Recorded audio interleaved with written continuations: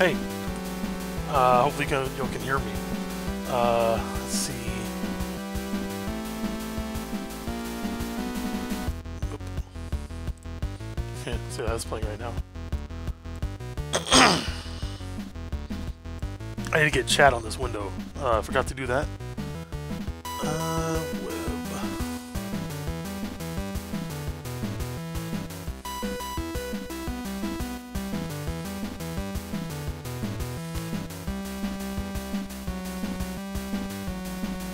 Oh.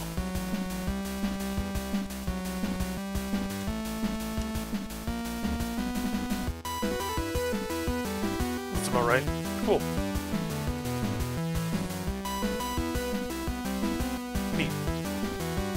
And we probably need to shorten that. Just raise it up.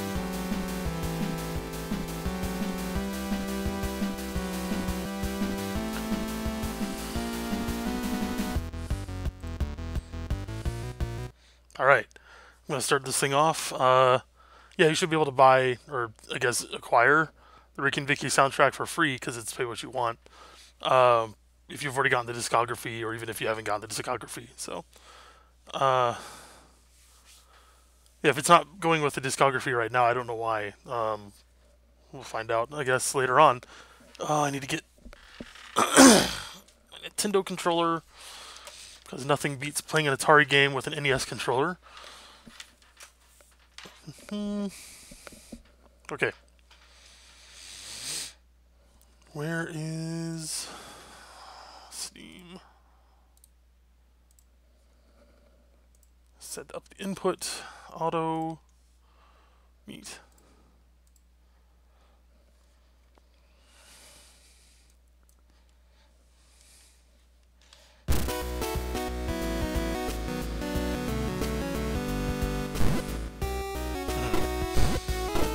Alright, I'm going to do this for a while, but I mean I've obviously played this game a lot, being involved in the development, kind of, the music, so probably going to be like too good at some sections, and then I'm probably going to massively screw up a lot of them, so find out.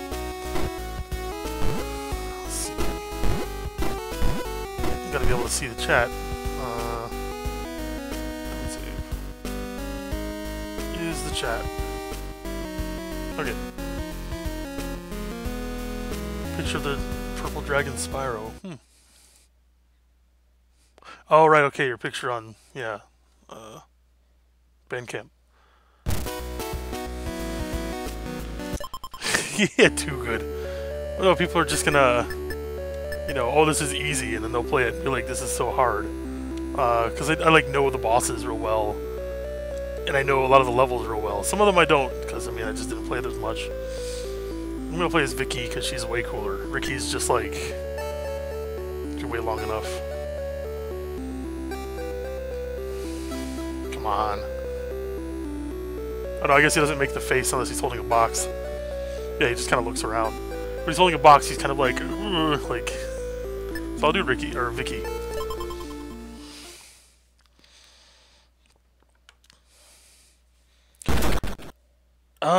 I don't think it has an online leaderboard, although it might, but I don't think so. I think it's just your scores. A lot of the scores are the same just because they're just basic, like, you know, 50,000 point increments. But AAA is like what everyone does initially because they're just like, whatever, try to get through it. I'll see if I actually get a high score. Like, what I want to do is not die, but that's hard. Like, this game makes it really easy to die, so we'll see about that. Like, not dying isn't really a problem until Sand Cavern, and Flame Cavern a little bit, and then Bubble Cavern's a big problem. Like, probably gonna die, but we'll find out. If nothing else, I'll die to time on one of the levels. Alright. Yeah, thanks, Lucas. I had a lot of fun making this soundtrack, and Osmond was a lot of fun to work with. Alright. This is the hardest level. You can technically die in this level, I mean, if you just sit here for 175 seconds, but... That's one thing about Duck Deposit, is you have to, die... get game over twice in the same cavern for him to make it so that you can't get game overs anymore. And it's hard to do in this cavern initially because it just takes lots of time, or like you just have to die in the later levels. This is a game about throwing boxes, so... Oh. Haha.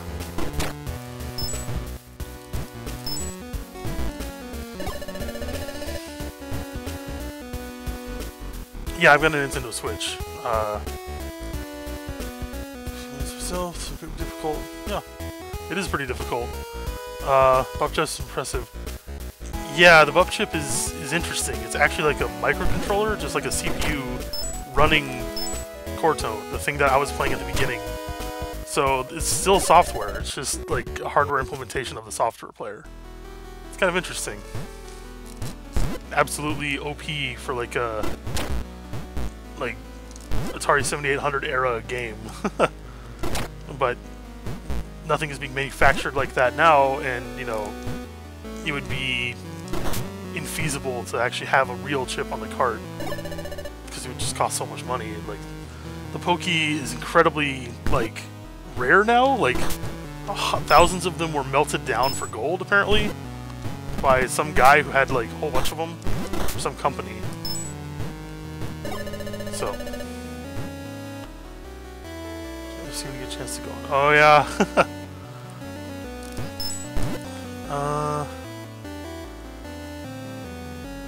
Nintendo Switch. So I have a Nintendo Switch, but I barely play it, like at all. I played Mario Odyssey basically, and then I ignored it.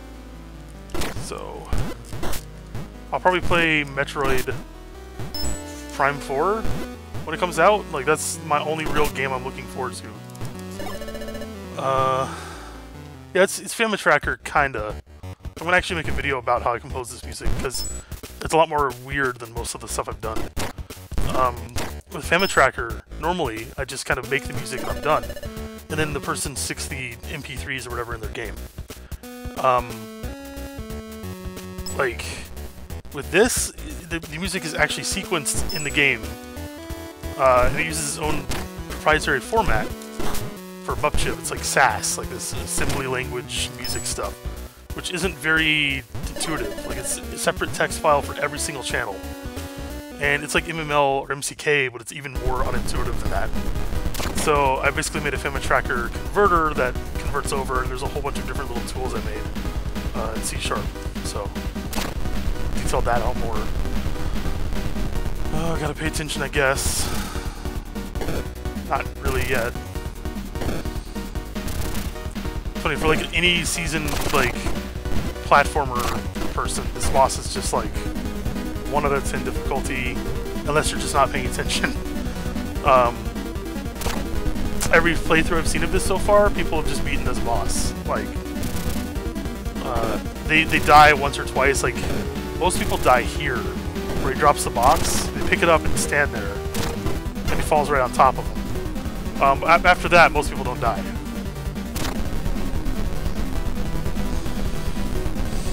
Alright.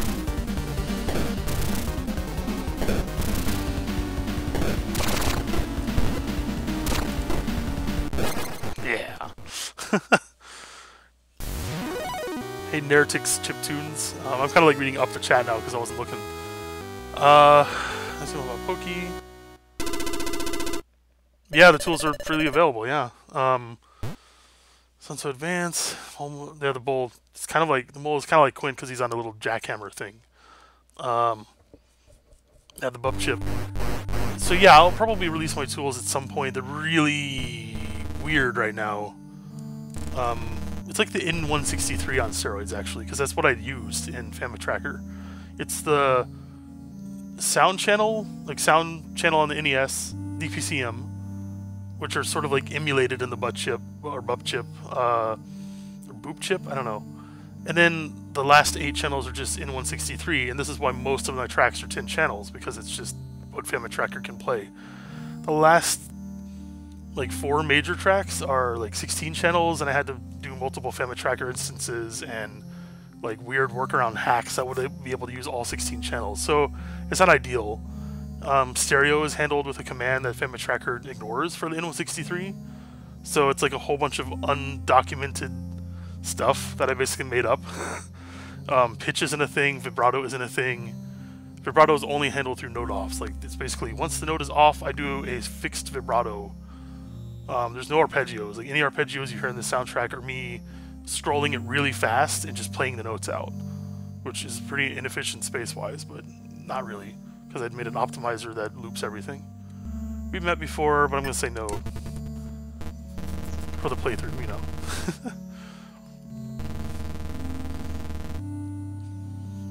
I always get this impression that Dut just goes, you know, he sounds really... Anyway, I'm Dut.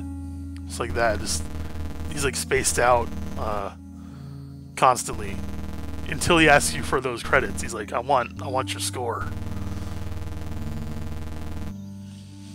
For a slightly smaller number beneath your name. Yeah. This is your choice. My goal is to not get any lives and to not die.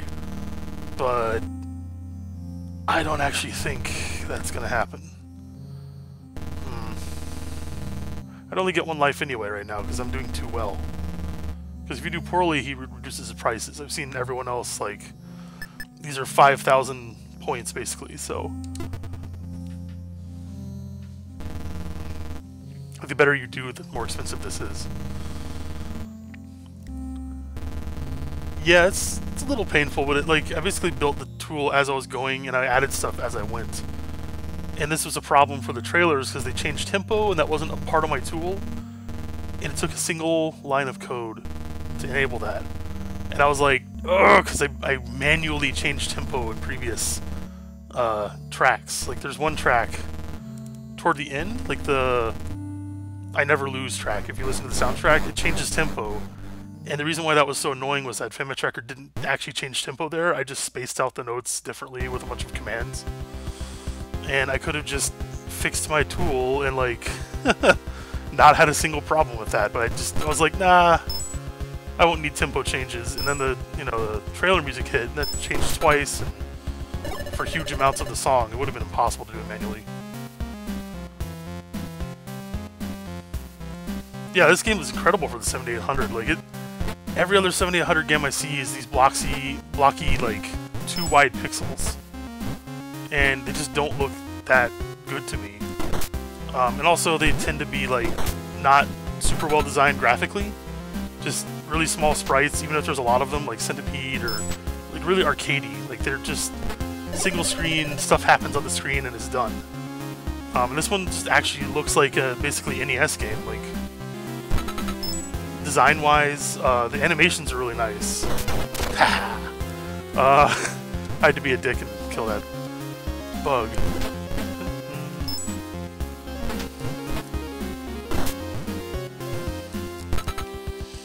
Alright.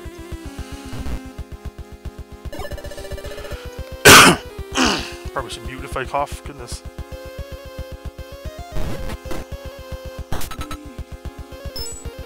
Oh, I don't know why I could have just done that so much faster. Whatever.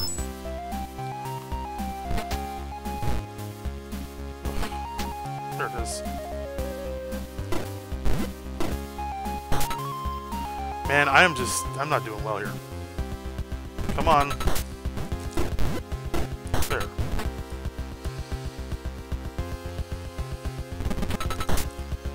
Alright. Most of the time it's strange stuff, Desert Falcon, yeah. Well, I mean, with the soundtrack, yeah, that makes sense, because, I mean, 7800 uses the TIA, which is the Atari 2600 chip, and that's just not, I mean, it's not made for music. Like, I actually made little silly versions of this soundtrack on the TIA. Like, Sand and Metal, I think, are the ones I did. They're really short, like, it doesn't sound perfect, but it's okay. I did it just kind of for fun. Let's see. It'd be cool if we had done, like, some misdirection, like, there's this game coming out, and it's got these too wide pixels, and, I'm gonna be safe up here. And the soundtrack made for the TIA that sounds competent for a TIA soundtrack, you know? There. Really don't... Like, every person I see... There we go. So every person I see tries to jump over... I don't have my mouse enabled, but... The little bug that just shot the box, like, below me here, they try to jump in this area, and it's, like, super hard. And I tried doing that too, but it's easier just to sit above them. Alright. First ghost cat. This is where I'm probably gonna get killed. Not in this level, but these cats. Probably S9. These things are devious. Alright. Oh, okay. Come on. Pixels away. This S8, this is the one that always gets me. I've seen other people play this better than I can play it, which is interesting. It's really fun to watch other players play these and see different techniques they've gone to work. There's one guy on Twitch that beats the metal boss by stacking 3 boxes, and it makes it like really annoyingly difficult, but doable. Alright, so what I gotta do here is misdirect these cats. Okay. And if I'm fast enough, I can just... Gah! Nope. Oh, that works. So what I used to do on this is go as quickly as possible. Okay. Nope. I used to go as quickly as possible and kill them, and it would just be super hard and bad, so... Okay. We're in chat. The TIA driver that tunes the notes, it's XM to bin convert. Yeah, I've been using TIA tracker, and it doesn't... It basically shows how off the notes are. So it doesn't really tune the notes for you, but like it tells you when they're out of tune, and you can just see which ones are in tune with each other. Commander uses Pokey, not even close to buff chip. Yeah. I don't think it uses it terribly well. Like a lot of Pokey games, I feel like, just are like, here's 4 square waves. Or 2 square waves and like a 16-bit like precision wave. It's kind of underwhelming. A lot of stuff online though, has like people who have made Pokey music since then have made really nice Pokey music. Vox looks like Tails. That's freaky. Yeah, the color does match Tails, kind of. Yeah, the color in this game is interesting, because like the fox is the same color as the sand stuff, and the boxes. I mean, it's basically a 3-color game, but like the design is so well put together and composited, I guess, that like nothing looks that way. Alright. Okay.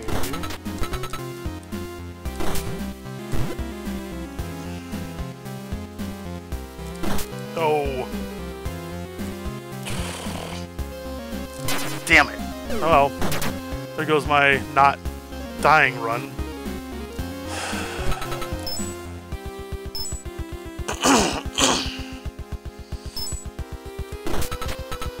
Okay, what I should have done is just this. Or... yeah, this. Oh well, at least I didn't get a game over, I guess. Yet. Oh, cats. This boss took me a long time the first time I tried beating it. Because it just, like, it seems a little random where it pops up, but it's not. It's not even close to random, but it seems random.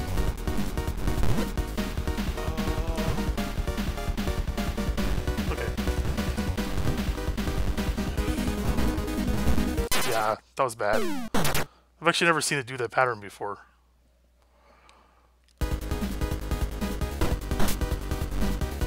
Just stayed going the same direction for a long time. Alright. Hope we don't get a game over here, because that would suck.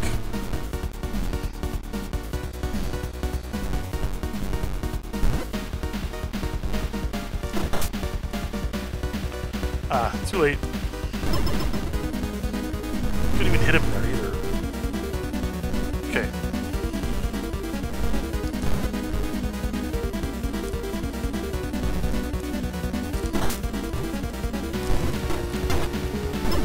Haha. This one is the most deceptive one because it looks like the first one, but it's not. It does not move in the same way. Oh, that was easy. Okay, well I guess I'm gonna have to buy some lives.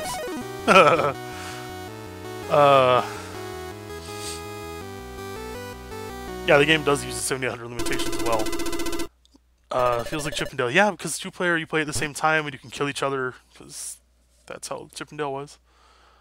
How many colors is it? Is it 4 or 5? There's 7. At any time on the screen, there's always 7 maximum colors. Yeah, I like the boss theme too still. Here, I should enable my mouse for this game, because I can just point stuff out. Video capture. Yep.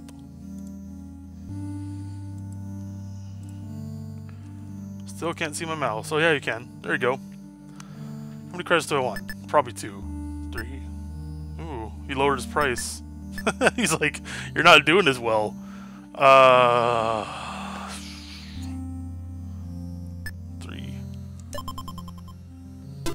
I really like the sound effects in this game too. He did a great job with them. It's still just the Tia doing the sound effects.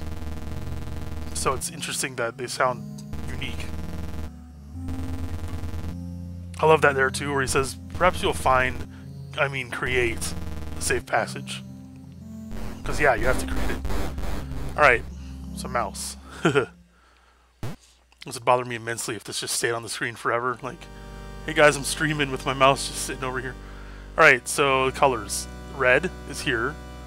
Then you have the orange color, which is here and all over the screen pretty much with all these blocks and this block here. The red is also in the lava, which has pink stripes. And what else is there? These little highlights are kind of like a greenish yellow. So you have red, which is 1, orange is 2, this highlight is 3, pink is 4, blue is 5. So there's 5. So the main colors are always going to be orange, red, blue. And then 6 is going to be black, or sorry, white. There's 6 color on the console. 7 is black / transparent. So there's the 7 colors. Atari 7800 has some weird properties with this video resolution mode, where so you have in an NES, for instance, you have sprites that can have 2 bits per sprite. So you can have 4 colors. But in this, it's like you can have 2 colors, black, which is the background, same thing. And you can have another color, but only if it's next to a different color. So that's why you got all these weird lines on the screen for color blending, and because those colors can't exist consecutively. Also, if like it's not visible, but like if I ever go up against something like the waterfalls in the first level, there's random black pixels around each character because of the way that the video is displayed, but he makes all the backgrounds black, so it's not obvious. So it's sort of like every NES game past 1990, where they're like all black backgrounds, like Batman, Shatterhand, because it's easier for the viewer to kind of guess at the colors that way. Yeah, be safe.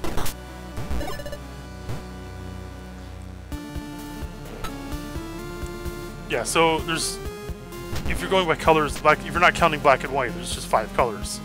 But it doesn't feel that way. Like, if you're playing Rikki, his blue doesn't feel like the same blue as these pipes down here. But it is the same blue. Or like this red doesn't feel like the same red as in these fireballs. Because they're animated really well, and they change colors, and the lava also is animated really well, and has a little, like, the pinkish hue to it. So it makes it a lot more diverse that way, I think. Alright, let's see. Actually, I'm like explaining the game while not playing it. This always gets people, like the little fireballs that come up. This is pretty easy right here. Take you. Get this. Doesn't really matter where to put you.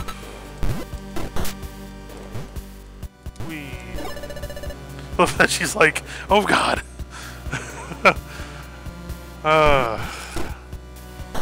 Seriously, there's lots of frames of animations in this thing. Even the jump, it's like 1 frame on the uptake, and it's like 3 or 4 frames going down, and it's just really nicely done. Like the run animation's not like super high frames, but it's enough. It's a lot nicer looking than a lot of games, especially in this era. Oh right, I need to be smart about this. Oh, why? No.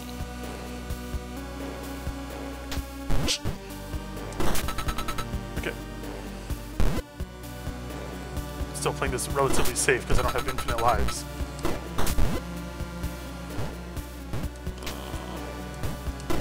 There.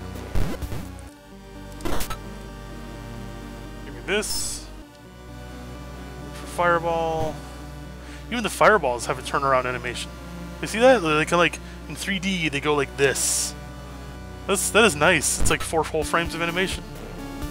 I didn't even notice that before somehow.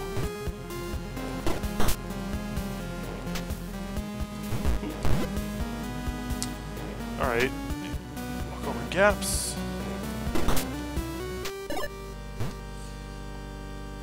Alright, haven't been looking at this. I'm gonna pause real quick. Yeah, the game really does a good job of disguising that. The colors change per level though, so here are the highlights never visible? Oh, there we go. So you see these highlights right here. They're sort of that yellowy color. Each level has a different color for that. So in the cavern, rock cavern, it's like a light blue color. In sand, it's this dark kind of grayish yellow color, like a dark brown.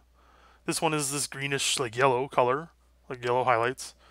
Bubble Cavern just cycles through the entire palette, so it like goes like a rainbow, like it goes real fast through all the different colors, sort of like the Atari logo. And then Metal is gray, and it's only in one place really. It's on the boss, so I've always thought that was kind of weird. I think it might be in other objects in the levels, but it's really sparsely used. I don't know why some of the bosses aren't like kind of a blue color. I almost feel like the crab could have been blue without a lot of problems, but I think it's to keep the screen diverse because you have Rikki and Vicki who are red and blue, and then the bosses, if they're like overly that color, might be kind of confusing, I guess, or just look more monotone. Hey, I made it. All right. So the thing here that always gets me, and I always forget about this, is when you're standing on top of a block, you will pick that block up. So if, for instance, if I push B right now, I'll pick the block I'm standing on up, not the one I'm looking at. So that's kind of a problem. Like, I really don't want to do that. Ew, like, there. Really need like one block down here. But I'm going to be safe and get 2.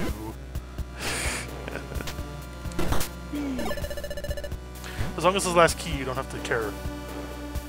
Alright. Pausing again to read chat. Looking forward to seeing it on the 7800. Gauntlet to be superb. Developers, your soundtrack. Yeah, the NES remake would be nice of that. Or a 7800 remake of the NES game. And I like that song at the beginning of, or I guess the title screen for Gauntlet. It's pretty nice. Yeah, Color Falls are blood red, yeah. Rikki and Vikki album Bandcamp requires me to pay $1 more to receive. Really? Huh. Okay, I'm gonna fix that real quick. This should not have that happen. It says name your price. Rikki and Vikki album on Bandcamp. Like, so you click on buy digital album and then you say name your price, 0. And then it'll ask you for your email, because I found out that if I don't require email, people will bot me and it'll sap all my downloads, and then it will start charging you like $7. So just put 0 where it says name your price and it should work. Then it gives $1 minimum. Are you downloading specific tracks or are you downloading the whole thing? Sometimes specific tracks have a $1 minimum for some reason. Huh.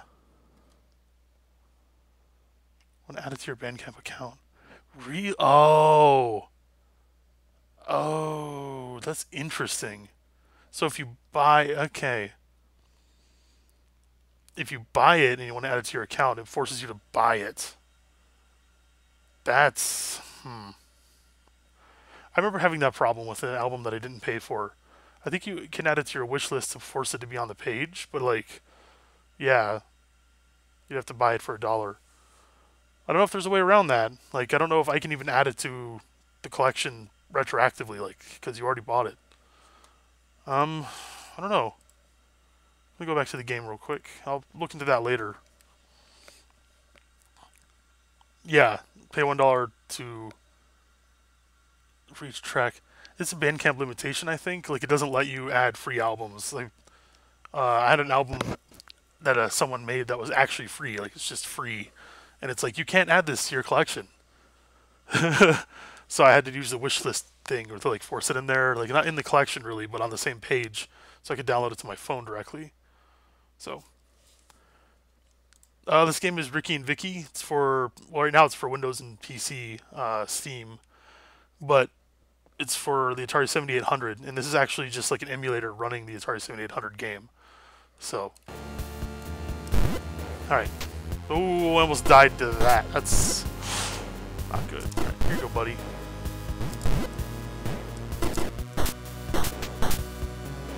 Two is enough.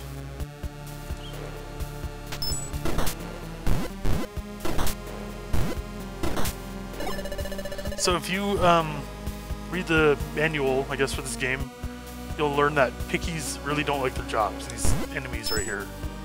They're just, I hate this place, etc. Ha. Alright.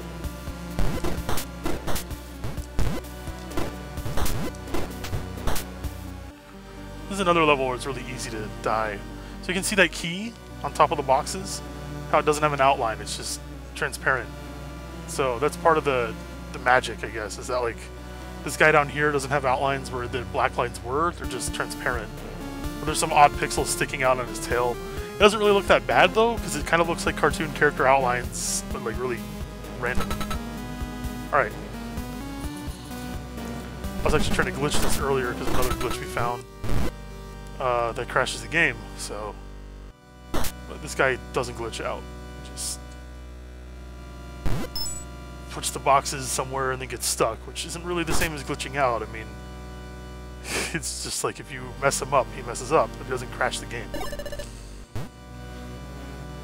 Yeah, it does have an Atari 7800 emulator built into the same game. Yeah. But it's specifically made to play this game, so he actually released the emulator on his website. It's called Bup System or Boop System. So you can look that up on tailchow or tailcow.net. Let's see.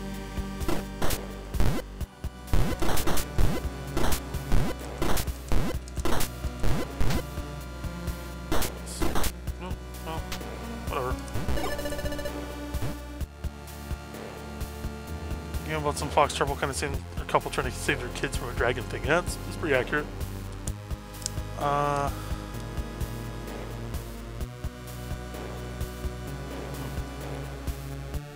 Yeah, the black bits are transparent. Yeah, I bet. Actually, that makes sense. That's what this whole game is. So, Rikki, every sprite in this game is like two-color, with a few exceptions with the lines. But anything that doesn't have the lines is just this one color plus white. So these sprites over here are layered. Like the red bits are one sprite, and then like the orange parts are another sprite. So you end up with this really interesting, you know, layered sprite. Which is why it looks so nice. But he didn't do that for a lot of the sprites because obviously it's going to waste a lot of bandwidth. So the biggest limiter on Atari is the bandwidth between the CPU and the GPU, apparently. The Maria chip and the CPU. Because they made it in such a way that they share the bus. So whenever the screen is drawing, like it goes line by line. Anytime the screen's drawing these pixels here, the CPU can't do anything. So that's kind of like an interesting quirk of the system. And if the bandwidth were higher, like it would make it so that they could draw more stuff on the screen. That's why there's so much black space. Like these lines probably make it so the CPU can't do anything. And this game does have parts where it slows down, not in the Windows version because it's actually overclocked in the emulator. But on the 7800, there's parts that slow down, but he got it to a point where it didn't slow down very much. So it's kind of nice. Get this key. I'll probably die to the Firebird too, just because I almost always touch fire without thinking. Right. Oh, so close.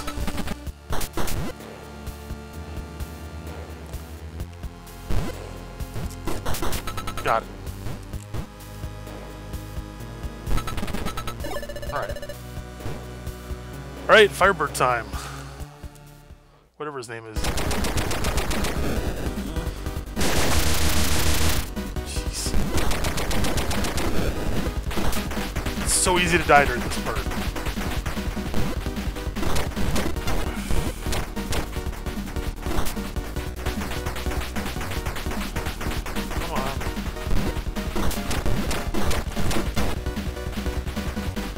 Back in?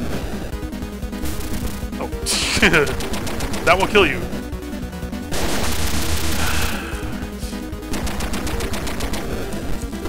Yeah, alright. That was probably my cleanest kill of this boss ever. So no deaths in Fire Cavern, or Flame Cavern, that's nice.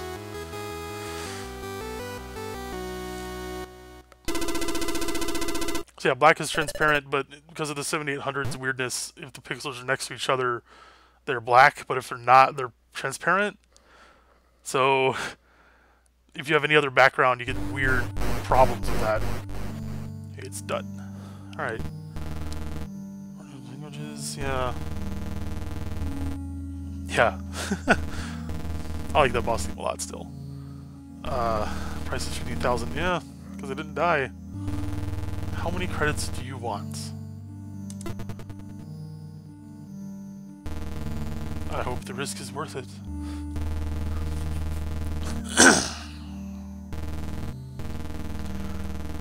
I never understood this one. Yeah, it's definitely true.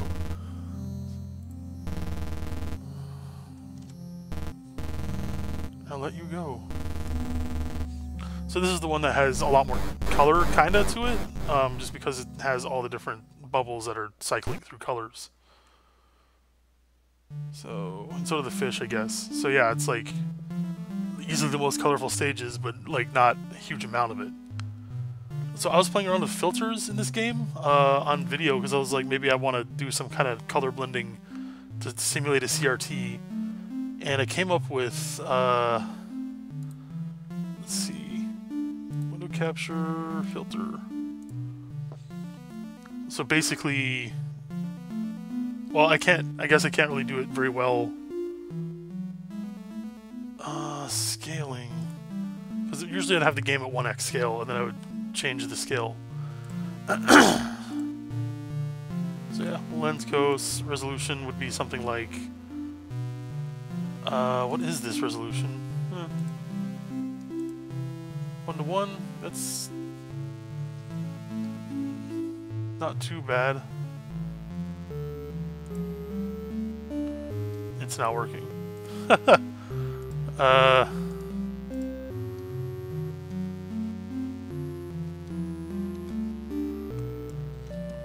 Let's see if I can do this. 640 by... No, not 640. Like 360. Except it wouldn't even be 360. It'd be like 288. Whoa. By like 720. Screw it. The vertical doesn't matter. Yeah, there. It's like it's closer. 225. Yeah, the colors just look all weird and blocky now. But you get the idea. Yeah. Wow. If you can see that, like, it's going nuts. 290, like 188? No, 160. So you can see this is actually pretty good. It's not as good as it had it before, but you can see those bubbles now look super, like, nice on the bottom, like iridescent kind of. And it's still recognizable as the same game, but it does not look pretty. Alright, back to normal.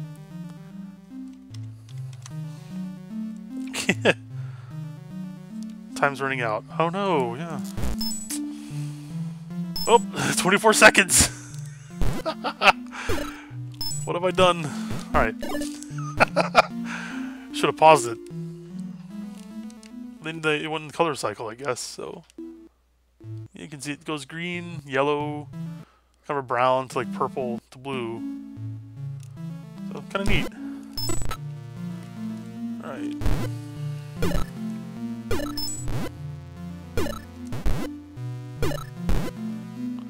The point of that puzzle is to teach you that momentum carries through. So... Oh, right, I just stand still. We'll shoot that. We... It's up.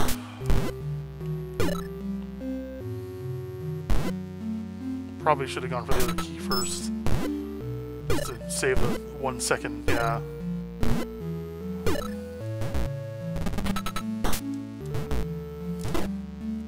No! Oh, right, I don't need to do that. Oh. Wasting my own time. So this level is kind of difficult too, or this world is difficult in that it's easy to die. You just, you know, you're puzzling, and then the fish kill you because you're not paying attention. Like that. That, I could have died there very easily. So, you gotta go back. Alright, this is the tricksy part, kinda. Need you to not be there, come on. Hey. Lots of timing stuff in this level.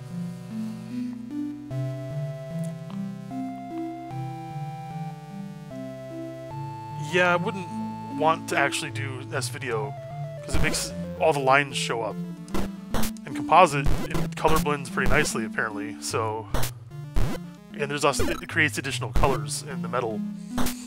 So like some of the switches look sort of green. It's kind of neat.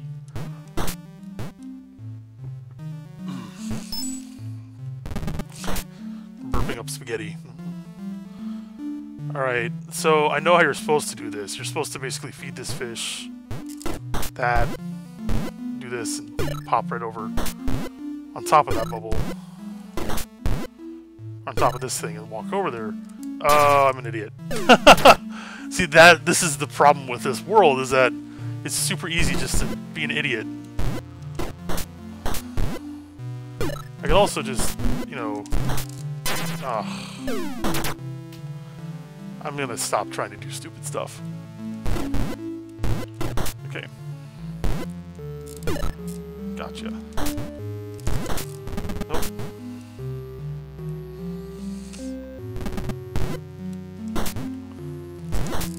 Man, I am not doing it fast enough.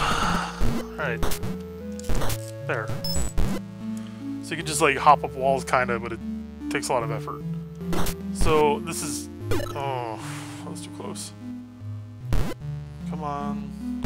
This is how I beat this level. It's actually probably not intended. But that's the best way to play levels, isn't it? Come on. Damn fish.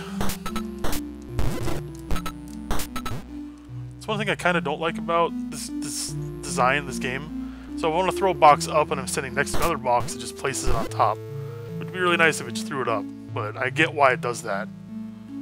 Do that. Nope, nope, it's too high. I'm just gonna die and get the game over to the puzzle level. This isn't even a hard level, I'm just playing poorly.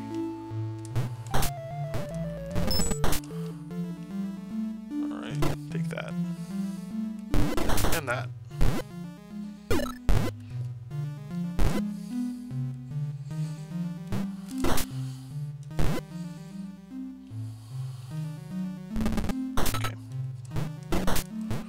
Needs to be there. You grab this one, fall down, just jump over. This is the, like, fast strat, I guess. But not the smart one, apparently. Take that. And that. And that.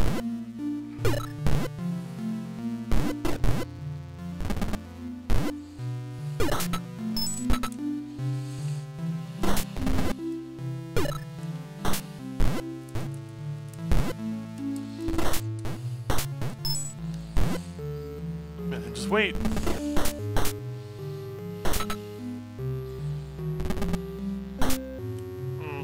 Kind of close, but okay. Oh, it's like, at this point, should I just die? Because, like, these guys are probably going to get me.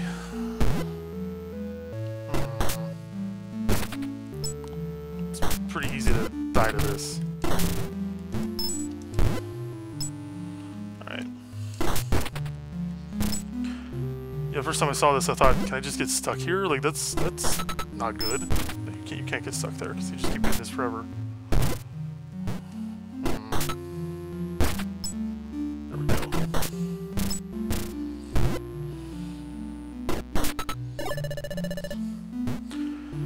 Alright, NES controller.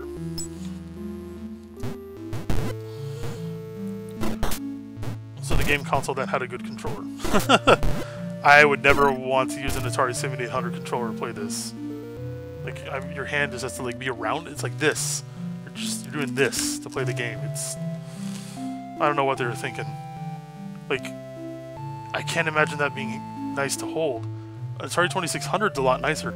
You know how the Atari 2600 has a joystick up here and a single button for your thumb? Why wouldn't they just have the same exact design with a button on, like, both sides of this? You pinch, your thumb goes on the normal one, and this one pinches on the other side.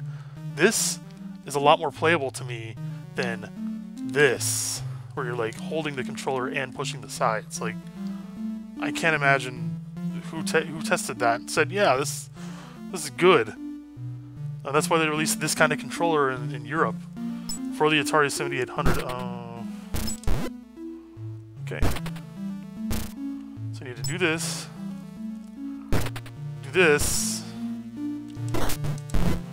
And then come back here. And he throws that there. I have very little time to go over here. And there we go. Yeah, I always wondered why they used the TIA in this thing too. Like, Atari 7800 is just like this collection of very time-saving ideas / money-saving ideas that just, like, cripple it. That they could have just put just a little more effort into, and it would have been amazing. Don't make the CPU and memory or the graphics share the same bus. Or at least make the bus faster. Or, like, wider or something. Don't use the TIA. Or maybe, like, just put a pokey in the system. I mean, I know they did that to cut costs. But still, the 5200 had a pokey. It's kind of a backstep. Just use the AY. Like, any chip. Anything is better than the TIA. Oh, that was... Oh. You ran right with me. Right. Okay, this is a timing puzzle. In fact, I should get the other key first.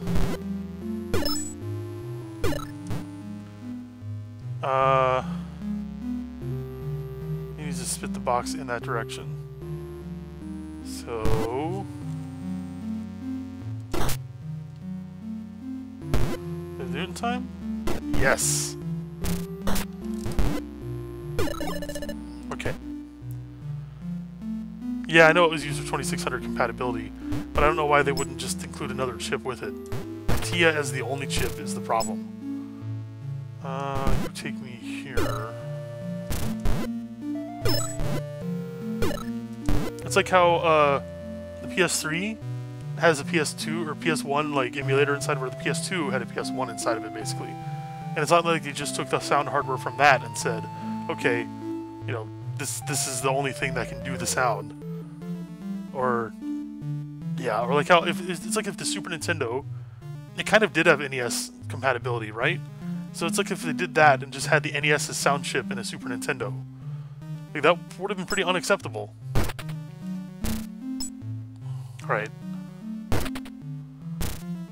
Where does the fish need to be? Completely on the other side.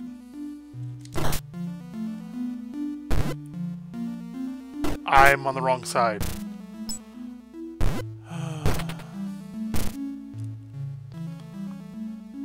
This game is from this year. Like, it came out a week ago.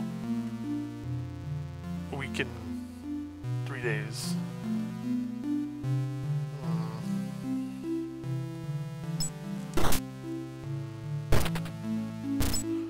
That's a problem.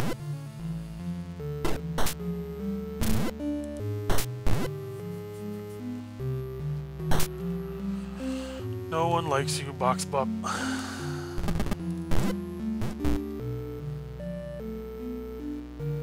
So the problem is the crab's gonna go after me first.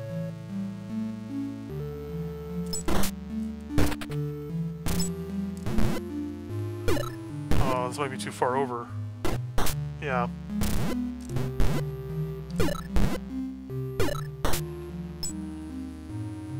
I'm actually at risk of running out of time on this one.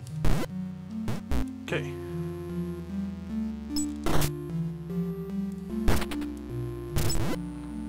This is probably too slow too.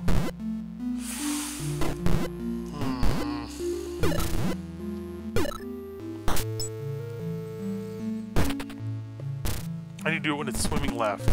Or like right now. There. Because it goes after me first, and that screws up all the timing. Here we go. Oh, that's tight. Alright. It's retro looking because it's actually for the Atari 7800 hardware. Oh, this boss. Why? Why did I jump? Why did I do anything?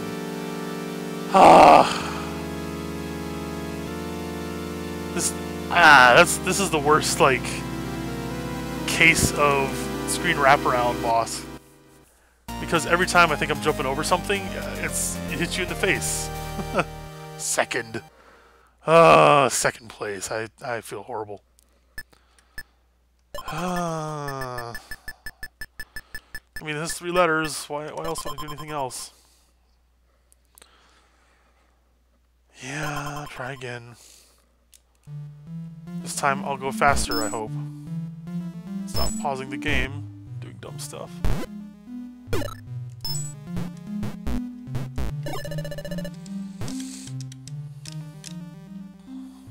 Yeah, that sound though, that's the one sound effect, I guess. It's part of the soundtrack.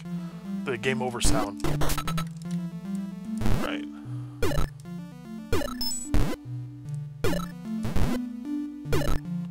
No, I didn't. There. That's the one sound effect that's still the same. He wanted it to sound like the death sound, but a lot more extreme. So I'm like, okay. So I get the Atari TIA Type 7 sound that he's using for the death sound and just put like 6 of them at all different pitches, like all crazy. And really loud. There we go. So yeah, the soundtrack uses a lot of TIA noises because that's what the system it's on. The intent was to make it sound enough like Atari-ish. So that's why you've got... Well, there's no 50% square wave. There's just the 37 or whatever, 40%.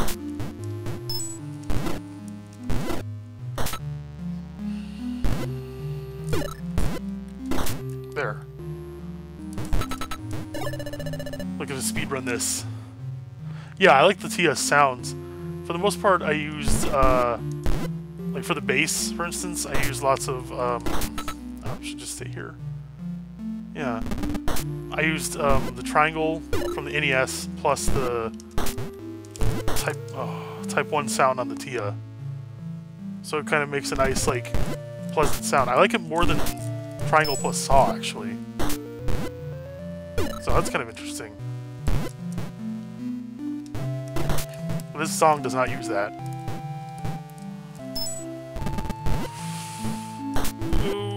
bastard. Come on. Alright. So this song is one of the only ones that uses like a non-chiptune-y wave. At least until way later in the game. This one uses sine waves, so I just thought, you know, it's a bubble cavern. It's gonna sound all like melancholy, I guess, or like an aquarium, like you're watching the aquarium. What's the intent?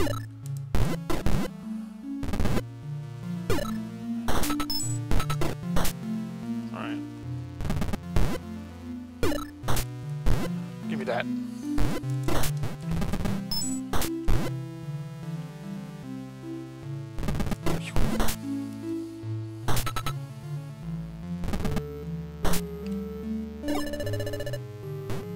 Not even thinking about that crab boss. Just, I'm just gonna stand here and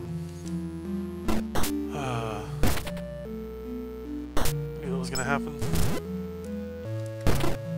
That's good too. Or Carl Sagan 42, I'd be like a puzzle and good, because.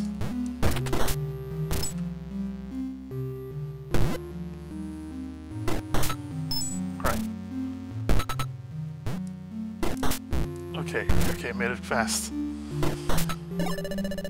Alright. Eerie feelings like Bubble Man stage. Yeah, Bubble Man's like a lot more upbeat though.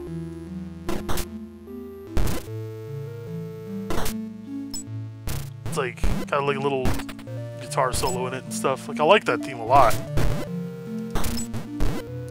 This just looks like Bubbles, I guess.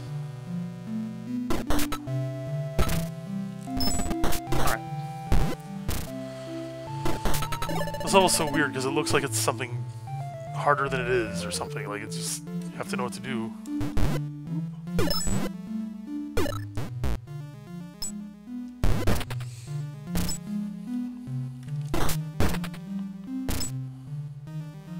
Oh, I did time that poorly.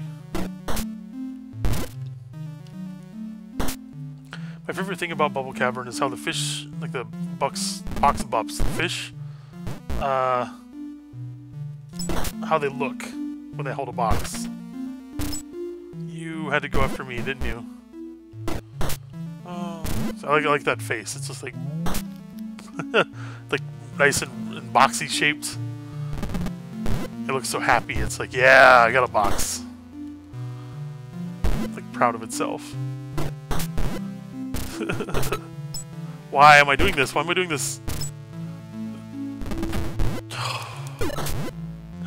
Why did I go over there? I'm like confusing this with B9.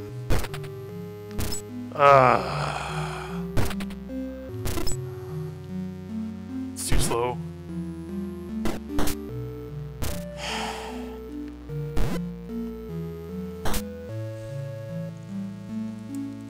Who doesn't like Bubble Man's song?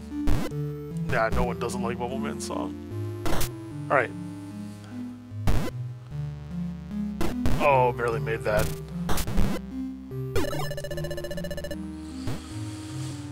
Oh boy. Alright, B9. This isn't like a... This is kind of a hard level.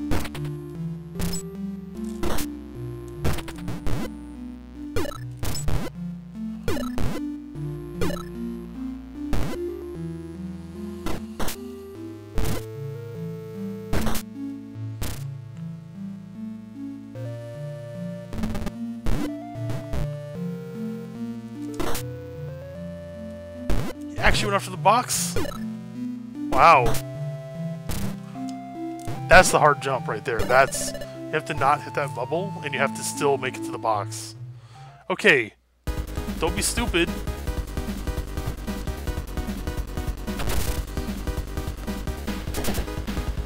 Oh, on that side, are we? Yeah, this is weird. I'm usually on the right side. I don't know why... Okay, I guess I'll just...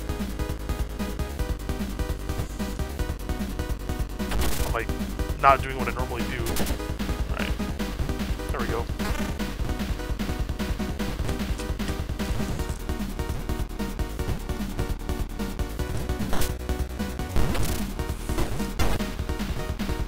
boxes are easily the hardest part of the match. Also the fact that he shoots his claw out at you when the box isn't out, which isn't something people readily realize, because the first time he always does the box there.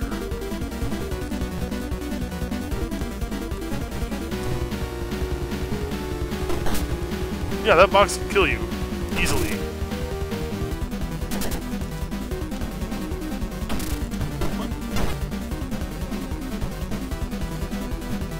Alright. He's gonna do the box on the bottom, which isn't a whole lot harder than the other ones, but can be. Right.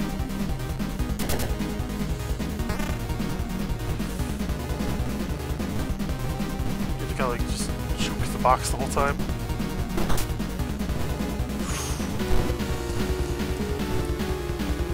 Alright, shoot me. Done. Okay. That boss still does give me a little bit of problems, but it's not terrible. So the bosses in this game, the difficulty curve is very odd to me, because like, the first boss, if you're playing the game the first time, the first boss is like a 3 out of 10. Second one's a 10 out of 10. Third one's like a 6 out of 10. Fourth one's a 10 out of 10. And the fifth one's random. Like when I played this game, it was like a 3 out of 10. I beat it so fast.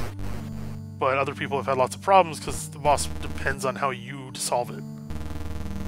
So, I seem to be having a bit of trouble.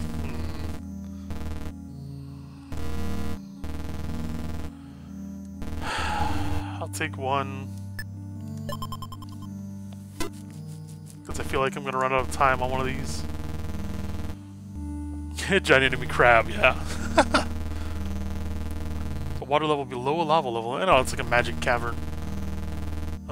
Songs feel much better on game, yeah. They work on the gameplay pretty well. I mean, especially the bubble cavern. Certain tracks in this aren't terribly listenable by themselves, in my opinion. I love Metal Cavern's music though, the next one. But I feel like Bubble is easily best in the game when you're playing it. Prince of Persia. Huh. Yeah, giant enemy crab. You can attack the crab from the bottom too, but if you do it at the top or like the side when its claws are out, it'll just break the box.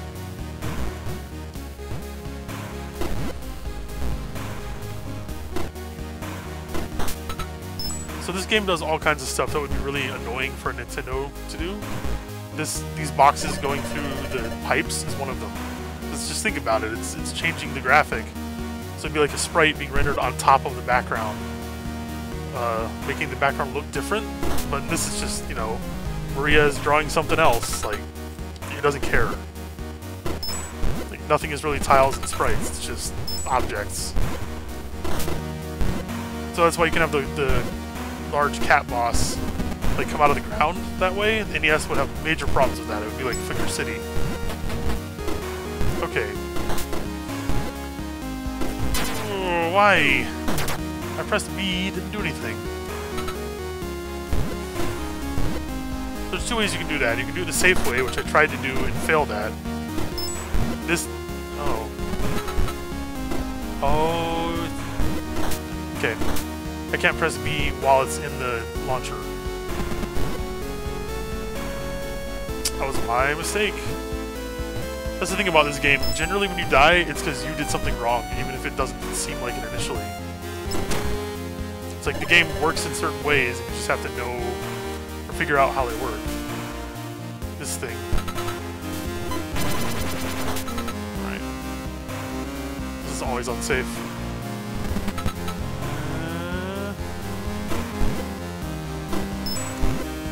That... how did that not kill me? If I jumped up right now, I would die. I'm just gonna take that and be happy with it. Oh boy.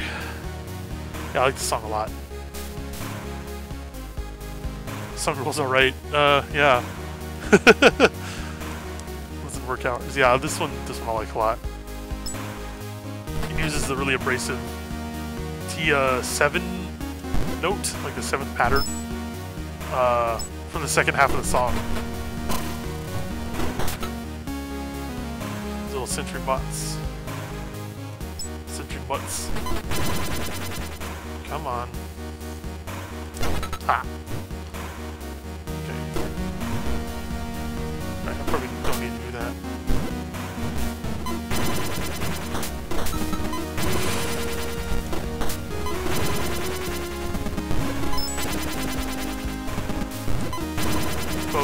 Alright. Alright, it's stuck on the control.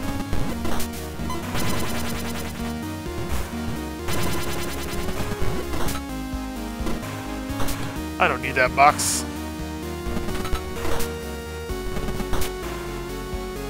Oh, I am just the dumbest person. That box can be anywhere except for where I put it. Alright.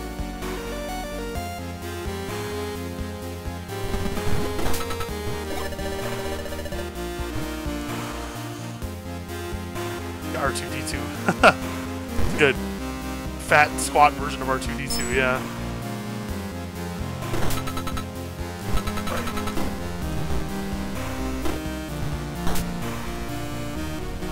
So yeah, box physics in this game. One of the other players I was watching play this did not like the box physics, but you get used to it. So when you're walking around with the box, I'll show it later, but you're a lot more slidey. It's like you're on ice. So you think about it, you know, you're holding a heavy box, so why wouldn't you slide around like this? So I did that without the box. It's just you turn around real fast. So you can make bosses a lot harder because you're not thinking about it. You pick up a box and you start like sliding around. Game length depends on number of players, huh? Kinda. Both single player and 2 players about the same length, but they also require. They also have different levels. Like none of these levels are in 2-player mode. They're all different, and all the bosses are different too. So, gotcha.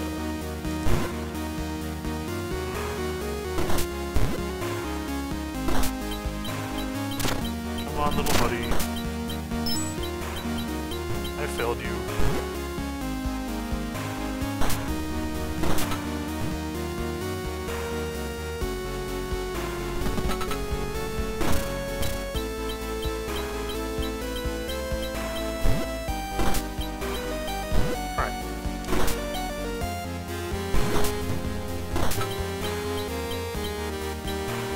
Stand here. When this block hits that exclamation point, he dies, so... There you go.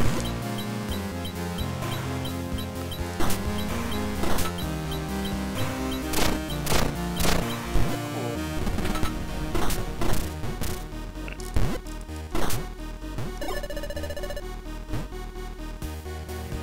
Hey, Safier Arts. Safier Arts? Yeah, thanks, Vince. Cool. Yeah, I like this song a lot. It's not my favorite track. Like, I think my favorite track is either the boss theme or it's the dispenser.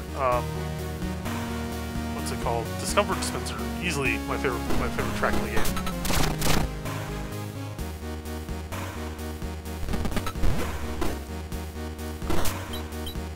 But it's also a boss theme, so it's my favorite non-boss theme. Yeah, probably it's tough between this and. No, this is first. Second favorite's either Flame or Sand. Bubble, like again, it's hard to listen to by itself. In the game, it works really well. Like it's not sort of like ambient background music. But all these other ones are a lot more direct. As I'm jumping, I'm like wincing because I know I'm gonna die. Real smart.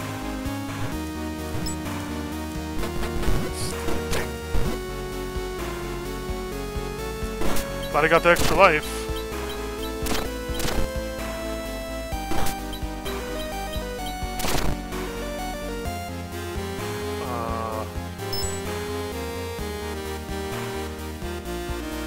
Right. Come on.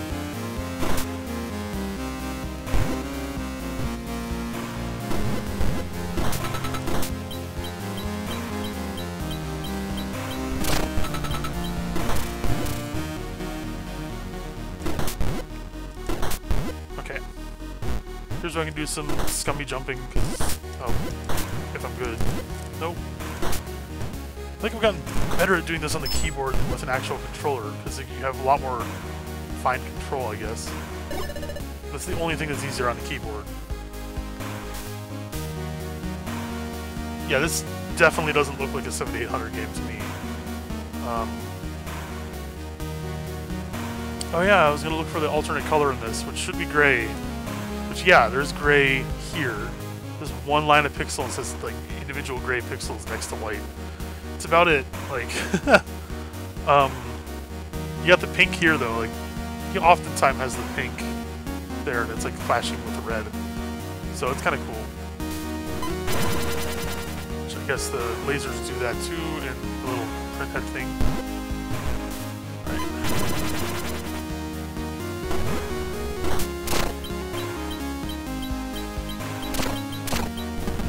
I was let it kill. No. That was a pixel. I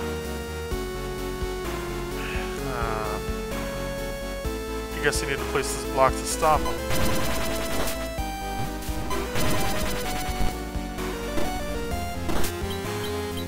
This is one of the levels I'm not terribly familiar with because I've played it a lot. I played M9 a lot. Not this one. Okay. That. Something like that. Not really. So I didn't run again. Here. Yeah, it's 3 steps. Go back left.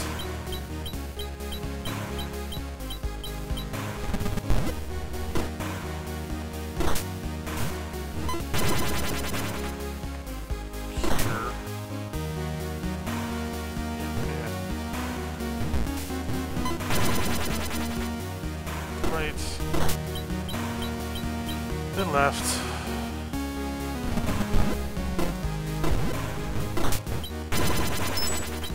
And then we're done.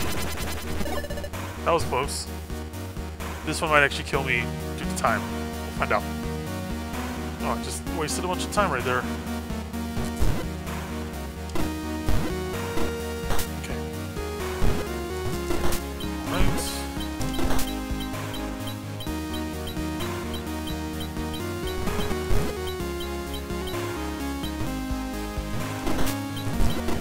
Why? Well, that's fine. He's gotta anyway.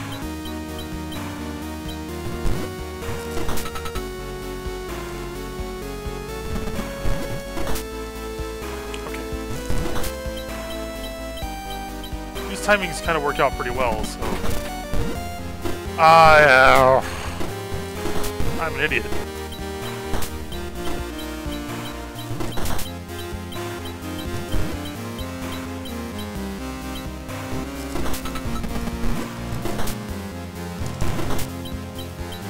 Like, I'll just let him fall. Why not? Okay. Go again. Oh. There. And make sure this doesn't fall. And do that. That should be good. Yup.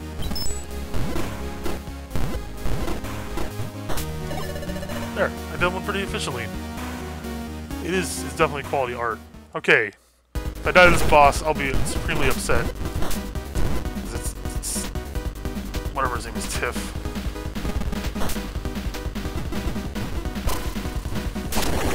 As you can tell, I think this is the hardest boss. That's the only difficult part, is turning around like that. It's not even difficult, it's just... you gotta know to do it. Block that first shot, and you're good. Easiest boss in the game. Other than maybe the first one. I'm gonna need extra lives for the, for the final boss. Lemmings, oh yeah, I'm making a path for it. So I watched another guy play this a couple days ago, and he actually jumped on the wrong side of Tiff.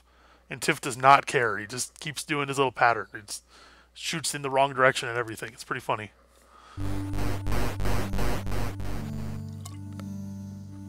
Oh, hello there. Oh, hello again. How many levels is there? There's 5 worlds, 10 levels each, and then both of the game modes have individual different levels. Alright. How much score do I want to give up? They're 10,000 each? I have 1 life left. Fine.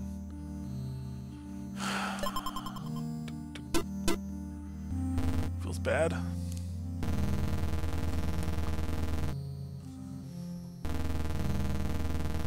Yeah, it's kind of like PC Engine with just more channels. And stereo? I don't know if PC Engine has stereo or not. Oh yeah, Rikki and Vicki are like porn actors or something. Like, you can look it up online. Something like that. They were popular like in the late 2000s. Which I don't think either of us knew about until like we looked it up on Google. It's like, oh, interesting. This game is like taking over that right now though. Alright.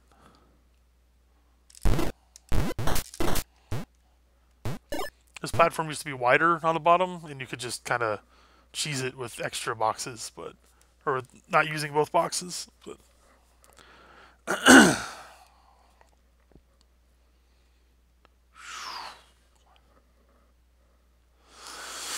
okay, this boss it's not hard now that I know how to do it.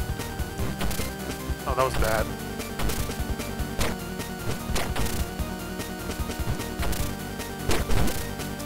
I could have done that so much faster. This is like the most lenient hitbox. I love it. Yeah. Okay, I'm just gonna let this one fly because the problem with this phase is Misery is a lot closer to the ground at the beginning. Like unlike the first phase where he's up there way high, it doesn't have any bubbles. Like. This phase makes it a lot harder. Okay. Get it. Alright. Fortunately, boxes kill rockets. Alright. Hit my nose. This phase, though, he doesn't actually move up and down very much. It's actually easier in the second phase from that standpoint. I don't know what the hell I was doing. Alright, the hard part about Phase 4 is if you kill all 4 bubbles, he starts lightninging you with things flying at you. Right.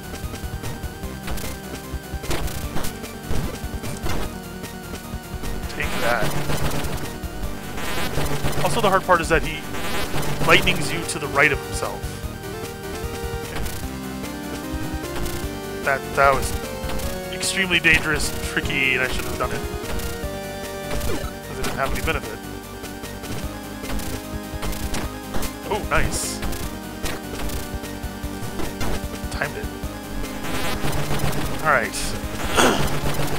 Also, another color limitation thing you can tell, like, everything is 2 colors, essentially, except for Vicki.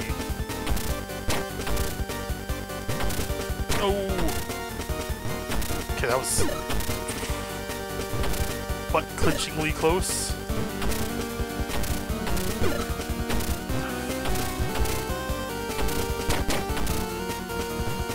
Alright.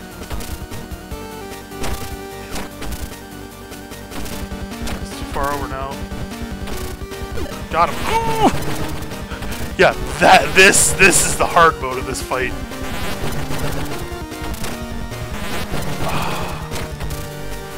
Get him. No! That rocket, it just like stopped in front of him. I'm gonna give up on all my score if I lose. Okay.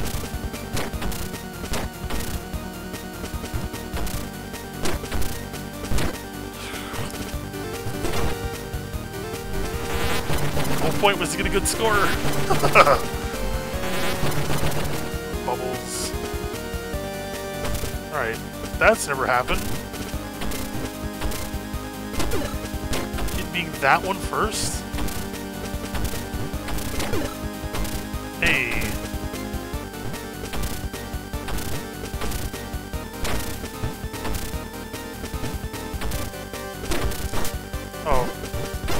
thought I got the box. Whoops.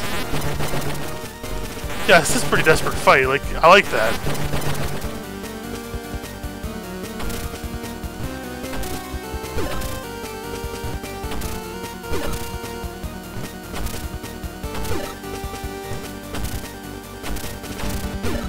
Oh god.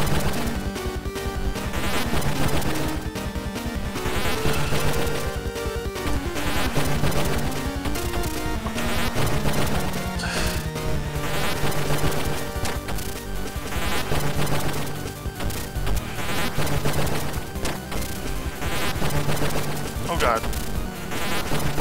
The moment you realize you can't course correct your jump very easily.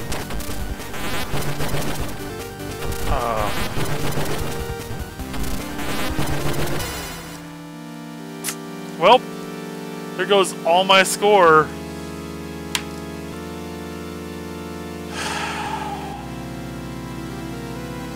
Yeah, go away. Oh, what a dick. Fourth.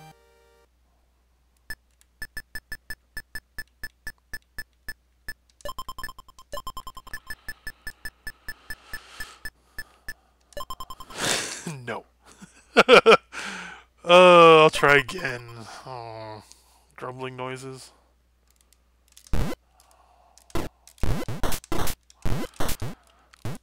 This boss is just random for me. Sometimes I beat it in one try. Sometimes it takes 30 tries. Watching me do this is so scary. Yeah. I think some of the two-player bosses are actually harder than this. So, well, most of them are easier than this, but some of them are like you got to coordinate a lot.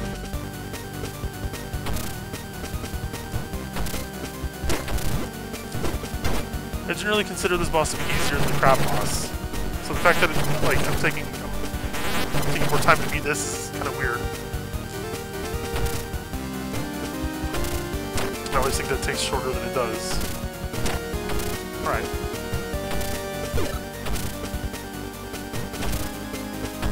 That was a really good one. If you hit the bubble with the box, it just pops the bubble. The secret on the last phase is not to pop the bubbles. You have to hit him and get a box before the bubbles pop. Why was I so close?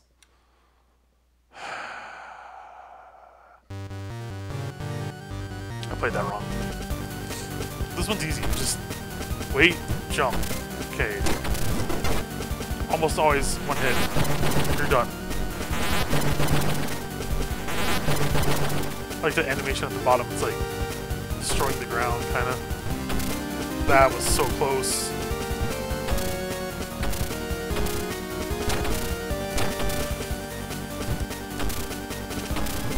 You have to like guide these to where your jump is.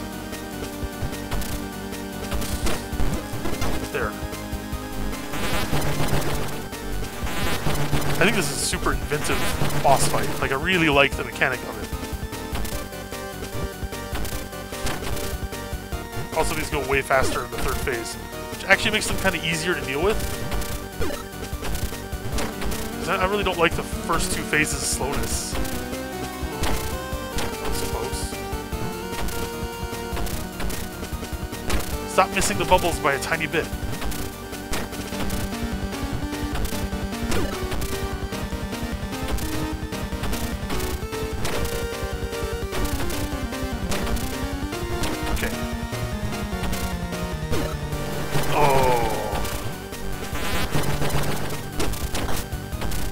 Good. Ha! See, there you go. That's all you have to really do is get the box, and you can hit him. Took one life, and, you know, I have almost as high of a score as I had when I lost, so I would have had like 80,000. Oh well. I guess I can get 5th place. Yeah, words of a hero. No. This is the final boss in single-player mode, yeah. Did you crash the game by letting 2 more rockets stay on the screen? No, because they always... So the rockets shoot once, spin, shoot another time, spin, and then they do a third time, and they just hit the edge of the screen at that point. So there's never more than 2 or 3 rockets on the screen at once. I think it's 2 at once. Looks easy, but playing some games looks easy when you watch someone else play them. Yeah. So I played this game a lot. Like, I played it before it was released. I like did some bug testing. So, yeah, you don't actually win in one-player mode. It's just like, congratulations, aren't handed out for free.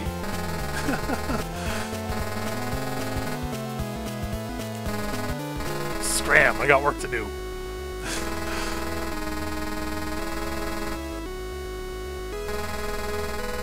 Keep your arms and legs inside the cannon. Think about how much you screwed up.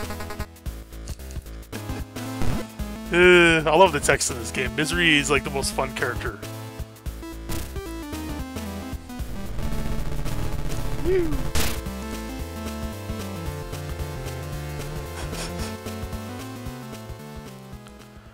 Alright, there it is, single player, Rikki and Vicki. With me completely messing up on the final boss and the crab boss. So you can play Rikki and Vicki, and I will skip this cutscene because I'm not actually going to play all the way through this. So I've seen a guy play through this all in single player. He just bound the controls together, and I've done that a decent amount too, but he did the entire game that way, and wow, like, it is not easy to do. So yeah, you can see already this is different layout from the first level. Same theme, same like graphics and stuff, but it's not actually the same layouts. What if you don't have a friend to play with? Yeah, that's the thing. Like, it's just, you know, there's a two-player mode that's half the game. So find one. You can play it by yourself. Like, again, I've seen a guy do it. It took a lot of messing around. He actually made a script to bind the controls differently. He kept switching on one of the bosses. Because you have to switch on the boss. Like, it requires you to use two players to hit it. Oops. Most of it's pretty doable as one person, though. It's just tricky. Come on. Like, I can beat the first cavern as one person pretty easily. The second one's a lot harder, but the first one's not too bad. Like, too bad, Vicki, whatever.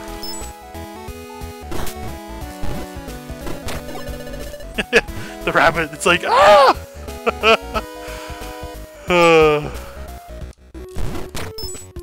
No! Oh, that one keeps seeing Vicki, that's funny. Right. See, a lot of these early stages are just like, figure out what boxes do. This is the first one I think that... No, the next one's the first one that requires two people. This one does not require two people. You can just quickly murder him and then get up here. So...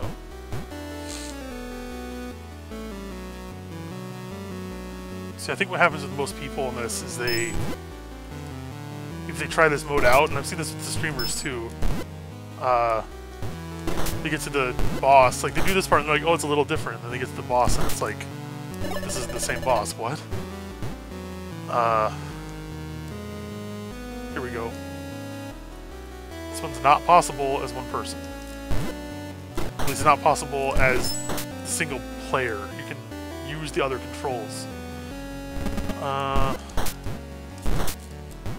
Okay. Send that on over, and then I'll use my keyboard.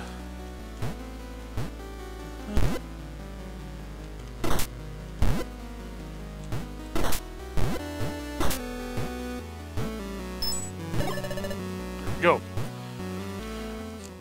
Both Rikki and Vicki look like boys. Not a lot of like anthropomorphizing you can do without using like stupid ones like lipstick or like, you know, huge boobs on your fox character. Then to get into furry territory, I guess.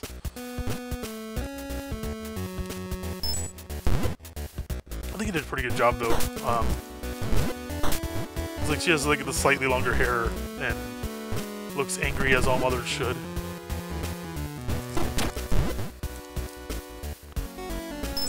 Alright.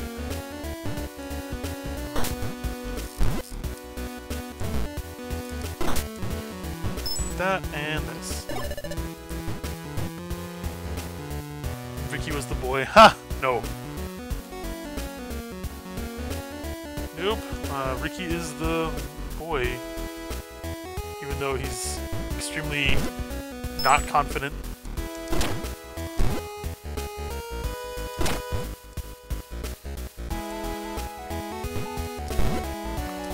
See, even their idle animations when holding boxes are different.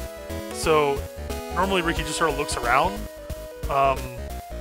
If you leave him with a box long enough, he'll do something else.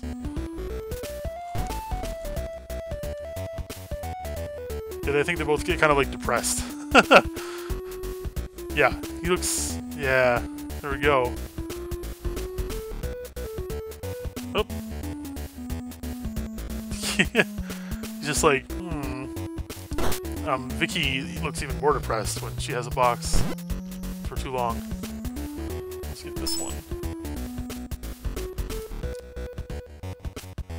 So yeah, the idle animations are pretty cool just from that. Yeah, she's just like sad about her kids, I guess. So yeah, doing that is much easier on the keyboard than it is on my controller. You have to like double tap over and over again. Oh, pause time. I need to change the input to be the same on both. Up, down, left, right, jump, interacts. Okay.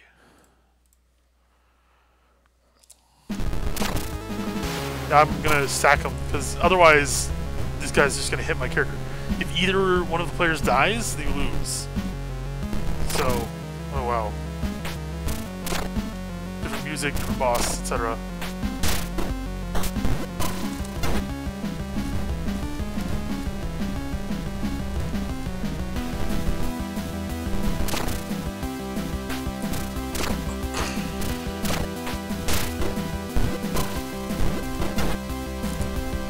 Yeah, that was bad. I should have just jumped straight up. That's the problem with stacking your characters, is when one of them's holding a box, they behave entirely differently. Because when you turn around and stuff, one of them just goes out of sync.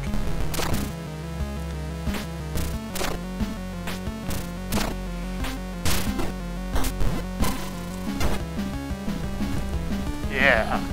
Look at them strats. They look kind of funny when they're on top of each other, like his eye disappears because it's transparent.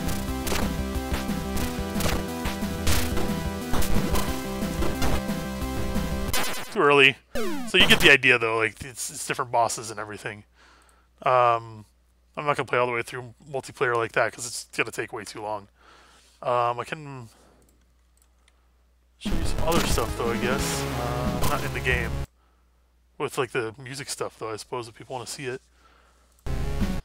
Yeah. Let's see. I'll read more chat. Oh, Lucas is gone.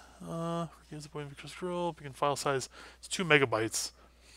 I was at my grandma's house for the last week and a half when this game released, and I downloaded the file, and it took it 6 minutes to download that 2 megabytes. And I just thought, wow, if this game were any bigger, it would suck. Making faces like I haven't pulled onto a huge box. Yeah. What happened to the mole? Yeah, the mole's the single-player version. So multiplayer has different bosses entirely. Like a bat, the little like Anubis-looking guys that are like copies of each other. The fiery hedgehog. The bubble cavern is a giant like squid, and the metal cavern goes from having the easiest boss in the game to one of the hardest bosses in the game, which is Steel Simeon. I saw someone beat like that same streamer beat him as one person, but he basically pause buffered the entire thing. He just kept pausing, figuring out what to do, and he'd like do the stuff. But I mean, it would be impossible to play that without pausing every 5 seconds. So yeah, kudos to him. That's crazy. What else can I show? Fama tracker. Gotta find my game projects folder. Rikki or Vicki. Alright.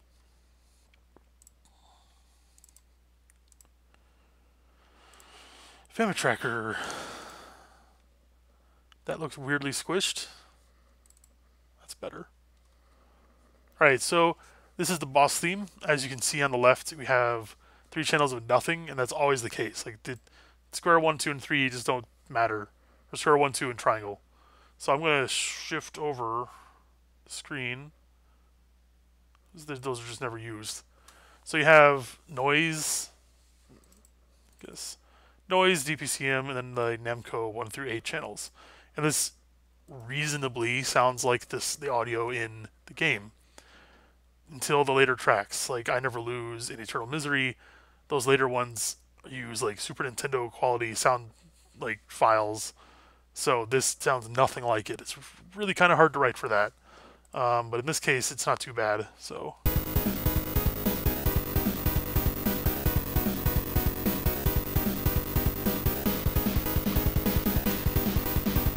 you can see this is pretty close to the actual track. Obviously not in stereo. And the bass is all messed up because it's not actually the same bass waveform.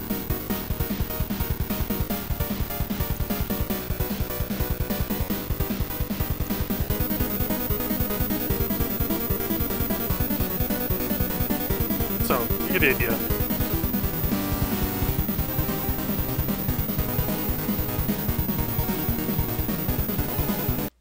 So the thing is, I never actually fixed this because I didn't care. But the bass it's always just going to be the raw sound form of the Atari 2600, which is, well, this thing.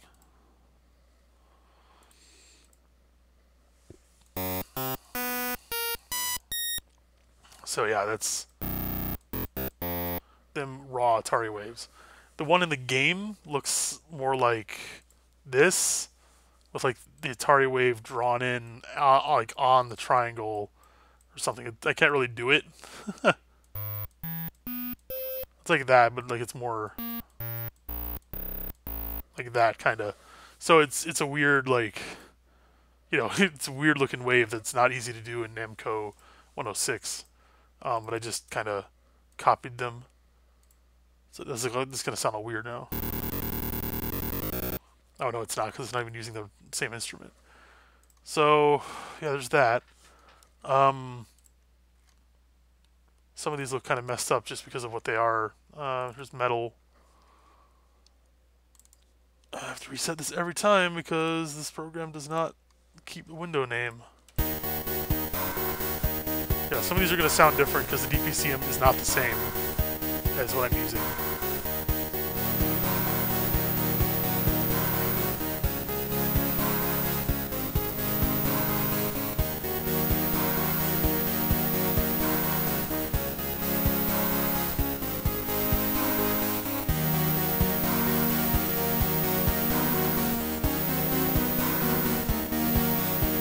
So it doesn't sound exactly the same because I'm basically approximating a lot of the effects.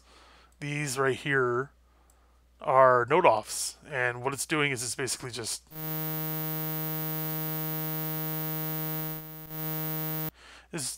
making this like fades out a little bit. And in the actual game, it's a lot smoother than this, and it's a lot more gradual, so it doesn't sound quite as like stabby as it plays. This thing over here is a lot louder in the actual game.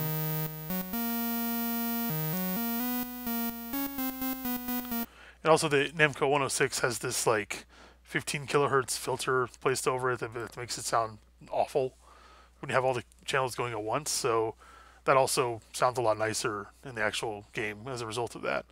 So yeah, there's the bass. These also sound a lot different in the game because they're just sine waves with different detune cutoff. So I mean, if I change this to a different instrument, it'd be even more detune or less, or detune saw plus. This one doesn't actually have all the instruments. Oh, I built all of these on themselves. So see how this one has this many instruments down to OF, and then it has a bunch of new instruments that are nothing, and then 17 to 25 are all okay, including Atari 7, which is just the best sounding thing. So You hear that? Yeah.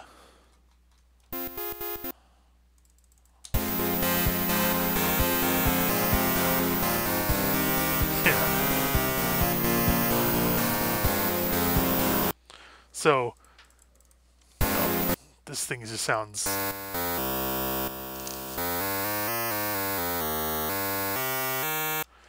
Yeah, the actual one in the game is a little nicer sounding than that, because we placed 40% square behind it or something like that, so it's the same as the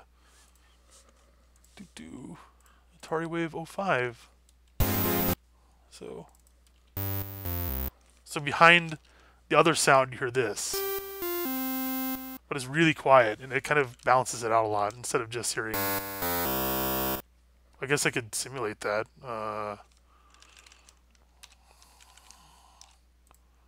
Like this. No.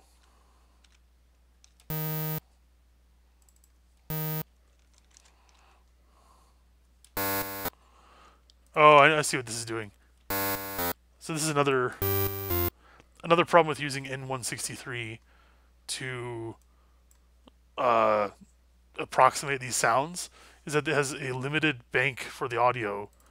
So N163, like this wave, it says size and position 0, 32, 64, 96. You can have 4 unique sounds at once, which in bub system that doesn't exist. I mean, you can have as many unique sounds as the channels can play, so 16. In fact, like the noise in DPCM are also just samples, just like all these. So there's no limitations there. Well, there's huge limitations in this thing. So these both sound the same because they're set to the same note spot, which is 32. So I'm going to set that to 0 just for this demonstration. But yeah, probably like 6.3, 7.3. That's about what the actual in-game one sounds like, except nicer.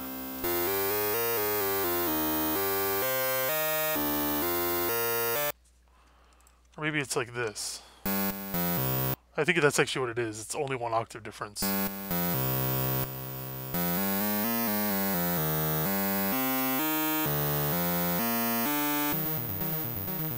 Oh yeah, this.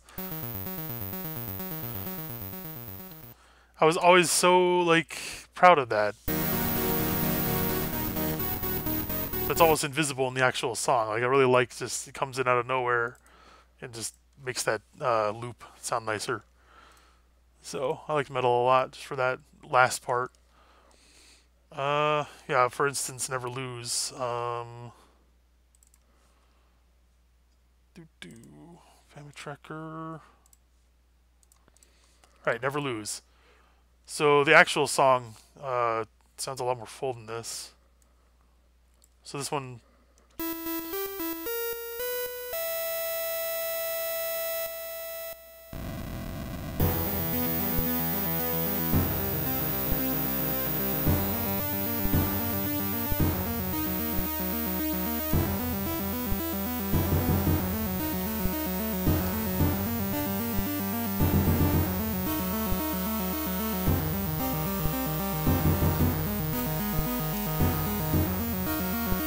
So I'm kind of going on the promise that this will sound okay.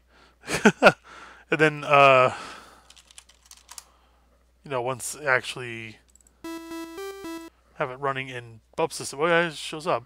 Once I have it running in chord tone, it sounds like this.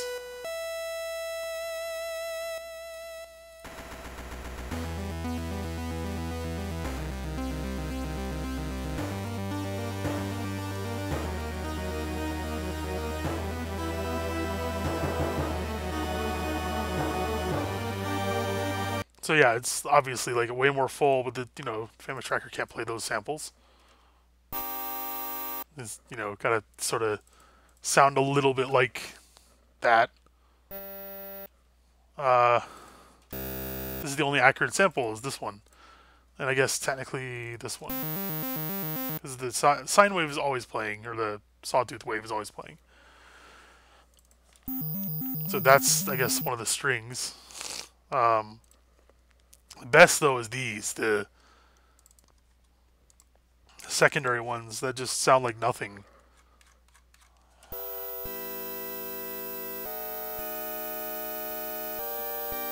Like it's just the second half of the song just layered on top.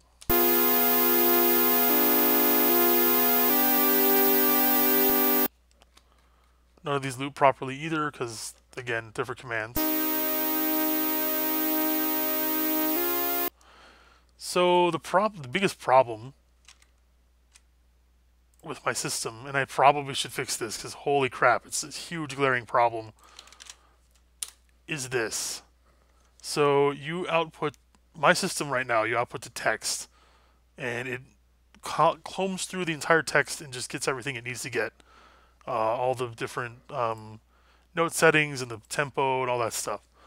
So the problem is when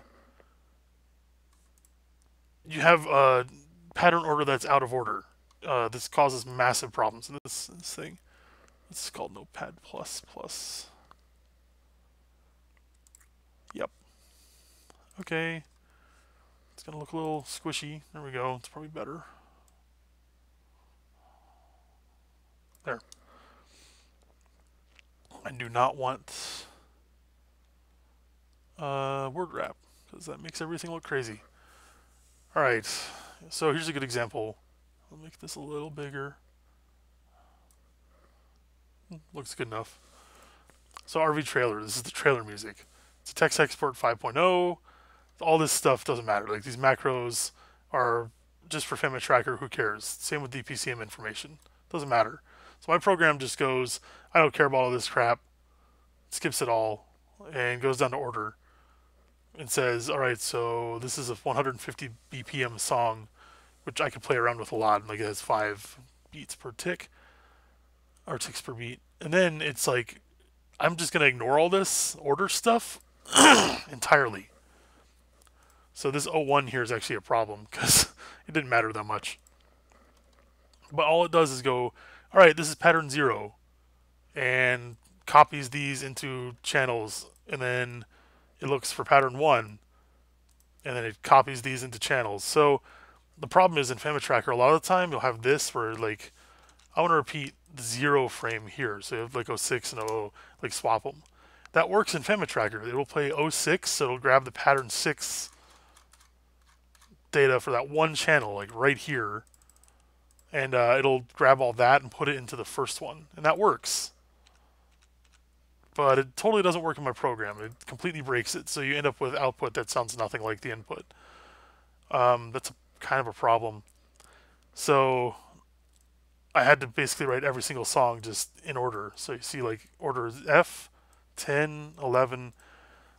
I found ways around this later on, like with the trailers especially. I'm like, oh, it just completely skips blank frames. So if this is blank, it'll skip it, so I can just put a lot of buffer zones in there and not have to move everything around as much. Because I was going to have to do a lot of timing stuff, because the video was made before the trailer music, so I basically queued all of the music to go with the trailer. And yeah, you can see some examples of like, oh, that's actually not the same thing. Oh, that was the MKV. Anyway, yeah, this is channel 8 on the story track. This is a really short channel too, and this is the output that my program gives to SAS. And this is what I would have had to do for SAS. Just think about this: like each pan command is a volume command that tells it how much volume to put on each side.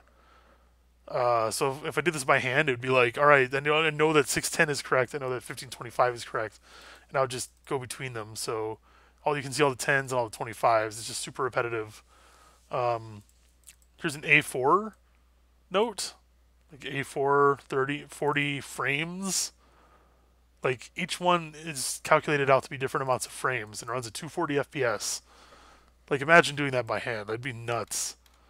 So when I sent them my first song about a week after we did the contract and got everything working, they were like, holy crap, you wrote a whole song and it sounds like coherent that quickly. Wow. And I'm like, yeah, I'm this good at terrible, like outdated, like kind of like assembly style languages, sure, but I had this whole background thing going that I built around it. And I told them that later. But yeah, I just produced the song real fast, and they knew I had to have something going on. Um, so yeah, this is kind of nuts. And the actual output of this is way more nuts because of the optimizer. So I have to look at my chat sometime soon because it's been buried. Where is it? Game project. Oh, I closed the window. Of course I did. Audio optimize.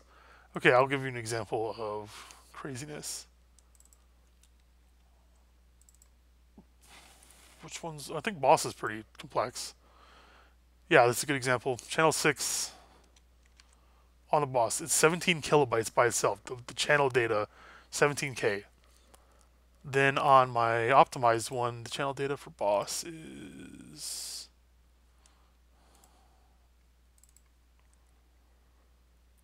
Channel 6 is 1 kilobyte. Because of course it is. Alright. So, this is the data for channel 6 on the Boss theme. And it's just huge amounts of stuff. A lot of the repetitive stuff too, as you can see. Just goes on forever. The channel data for channel 6 on the optimizer one is this big. So this actually counted against me. I had 224 kilobytes to work with in the audio. I wrote my first track, it was 7K, and I knew I had 30 tracks to write. And I'm like, well, that's going to take up all the space. I don't have any space for samples now. So I knew I had to make some kind of optimization program. You can make patterns of the different things. So like this G472, B484. I could take this and call it pattern, or I could call it anything, but I used PAT and then some number designation. And they go really high because of the optimizer reusing numbers. But I could say this is pattern my favorite notes, and it would, like, every time it says call my favorite notes, it would just replace that with this in the code, or in the memory, I suppose. And I took that to a crazy extreme where it's like call pat 1664, and then it goes to this nice lookup table in channel 9 and goes, all right, pat 1664, go. All right, pat 1664, it encapsulates pat 1883. All right, let's find that. 1883 encapsulates 224094. All right, that actually has a specific set of notes. Like, it goes up to, I think, 8 stacks. Like, it could go up to 16, but it only ever goes up to 8. So 8 stacks deep, and you just dig further and further in. So it's kind of nuts. But the deepness isn't really that complex. It just runs the optimizer on itself over and over again, 5 times actually.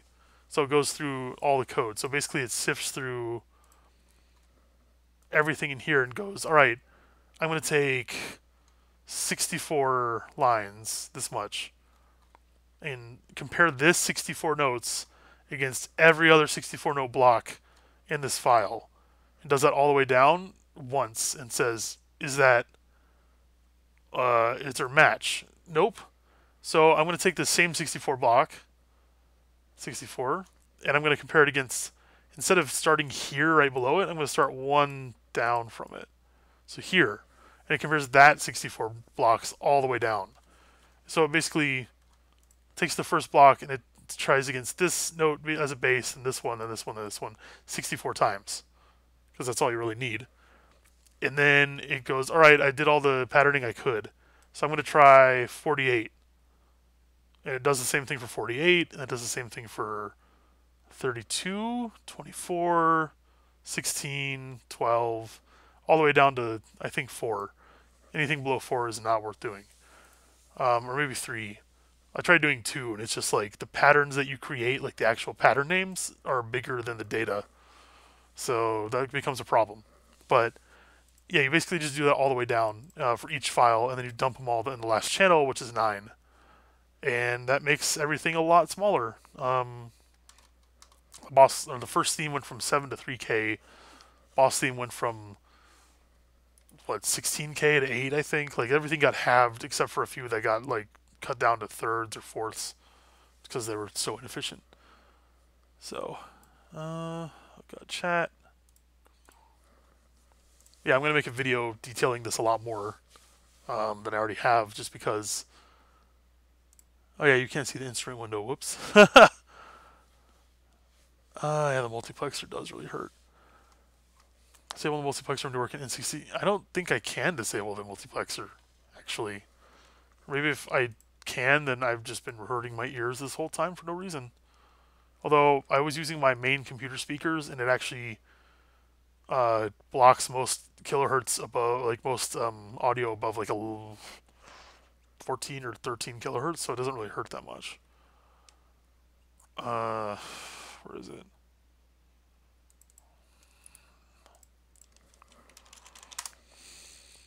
Oh, the scripts recreate folders, so Rikki and Vicki has like 4 folders in here right now. Here. Oh, that's the final clear. Screw that. Clear C.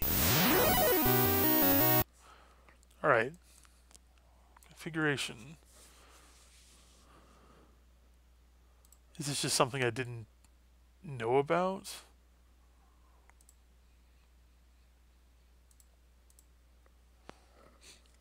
Oh, that's 0cc Family Tracker. I'm not using 0cc. I'm using Beta 5, like the last version of Family Tracker. Shift Control M.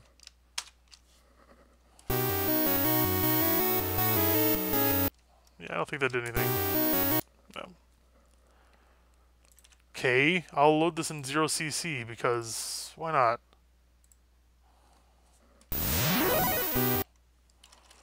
Okay, Shift Control M.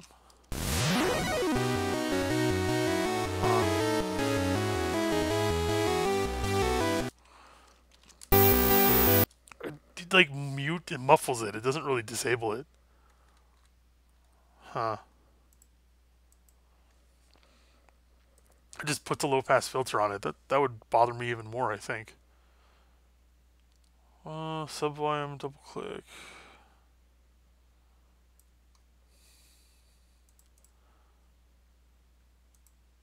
Shortcuts.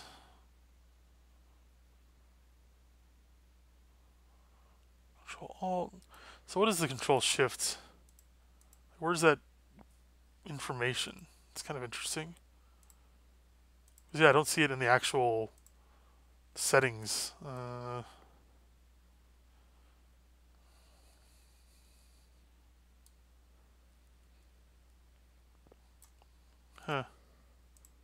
Maybe in module properties?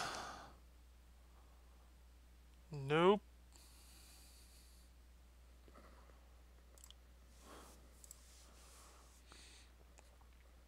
Coverable. Yeah, that'd be kind of cool if I hear other people's covers.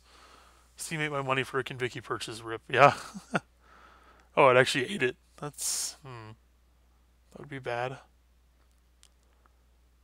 Never to handle.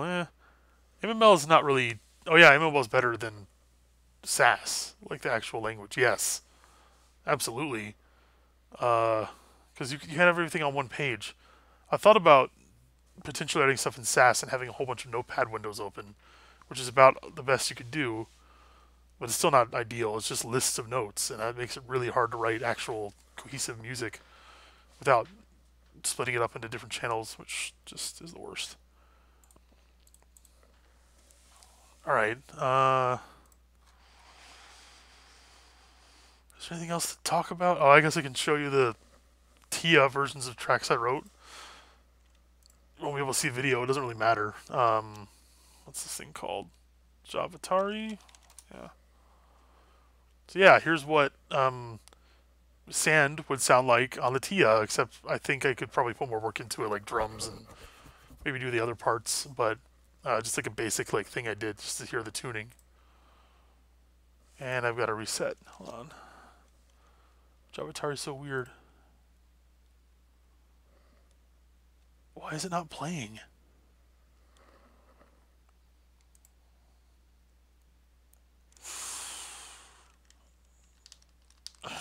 have to control F5 more? No?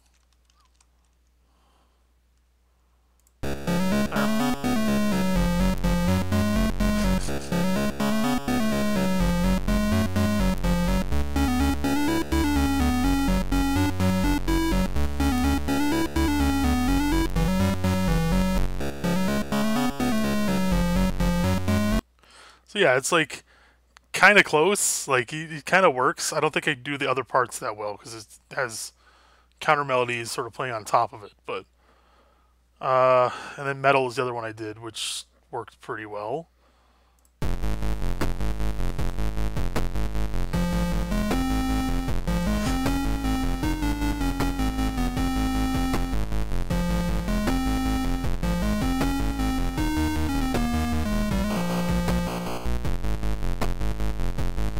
Yeah, so it's all it does. So I don't know if I could do the other parts. The da da da da da da da da da, like the second part. That's just it's got too many notes that like would be out of tune. Atari 2600 is not friendly. Like.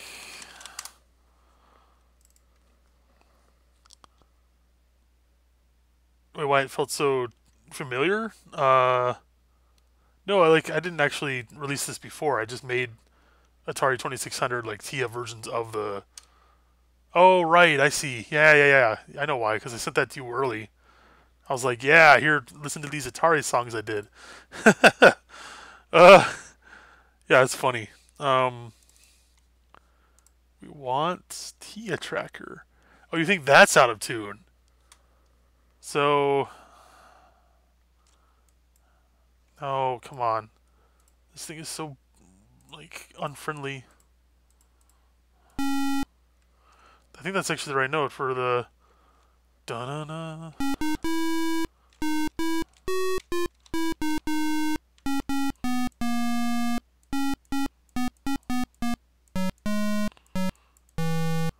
Doesn't go down low enough to play that note.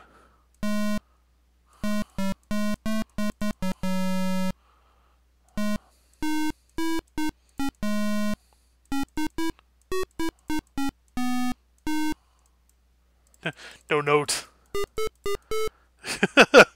Like, that's actually not bad, though. Like, starting here kind of works. But I would want to use this to play it. You know.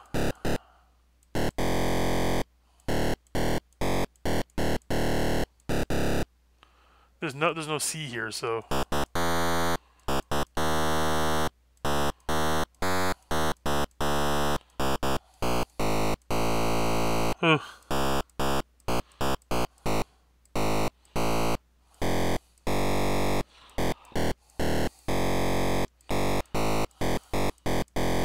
Yeah, he's just... Doesn't sound good sometimes. My biggest problem with the combined ones is this note. No, this one, G. So I was doing a Kraid cover that sounds pretty good until it goes... It's like a... Like that just sounds awful. So it's like...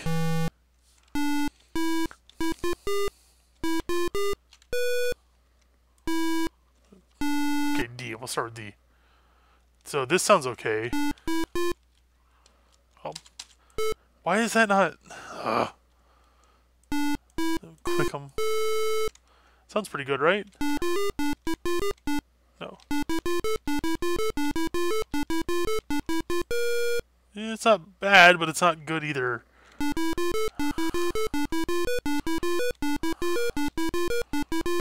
So this note's a little off, but the worst is if you just do them in order. 1, 2, 3.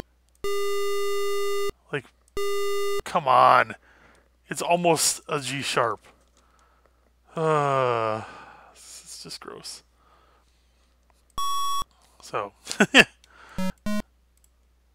that's why the Tia Tune track I did, it was pure buzzy, this thing. It's just these notes.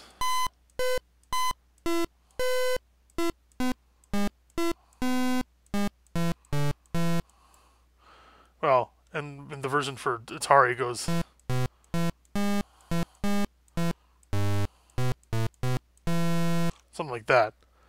they all work because they're all, you can see the detune numbers here, 46, 29, 20, 32. As long as they're like significantly above 0 like this, they sound kind of in tune with each other.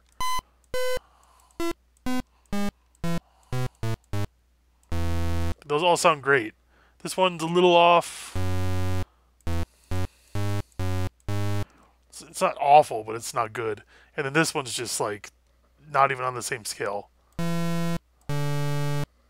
So it's bad. This one's bad. These are all kind of bad. So you basically just have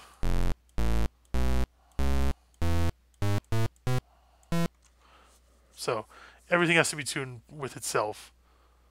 Apparently the best key to write in is A, according to some theory. What was it? Equal temperament. No, equal temperament. They were saying, oh, just write in the key of A. It was like good, or oh, what is that song called? Christmas Tree, but it's like the German version or whatever.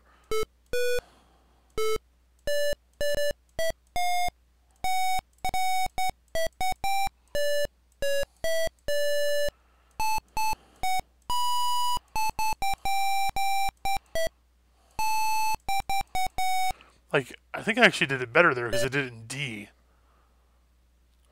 Their version is an A. They're like, oh, it's the single best thing to use, but it's like that right there sounds bad. Yeah, there's no sharp. So they're saying that the notes all sound more correct, but they don't. Must have been Christmas Tree. I don't know. Anyway, probably gone too long on the stream. Like, everyone else is probably leaving. Yeah, 10 watching. I'm just, like, messing around with the TIA, like, the single best chip ever for audio. Oh, notes are missing. Okay. Yeah, why don't those notes exist? Because the Atari TIA is a 5-bit, like, register system or whatever. So the notes have 5 bits of frequency data per note, which means if you have 5 bits, 32 is the highest number you can have. So these values, let's just do pure high. This is a good example, yeah. Or pure low might be a better example. Yeah, you can see all of them. 32, this is the notes that are stuck out there.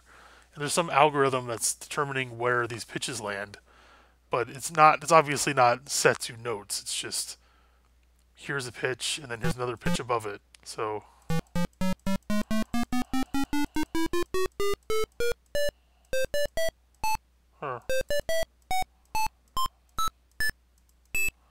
so you have these really spaced out ones up here, because when you have frequency dividers, they get more and more sparse as you go higher. The Nintendo's the same way, but I'm pretty sure that's like a 10-bit frequency divider, or maybe 12 or something like that.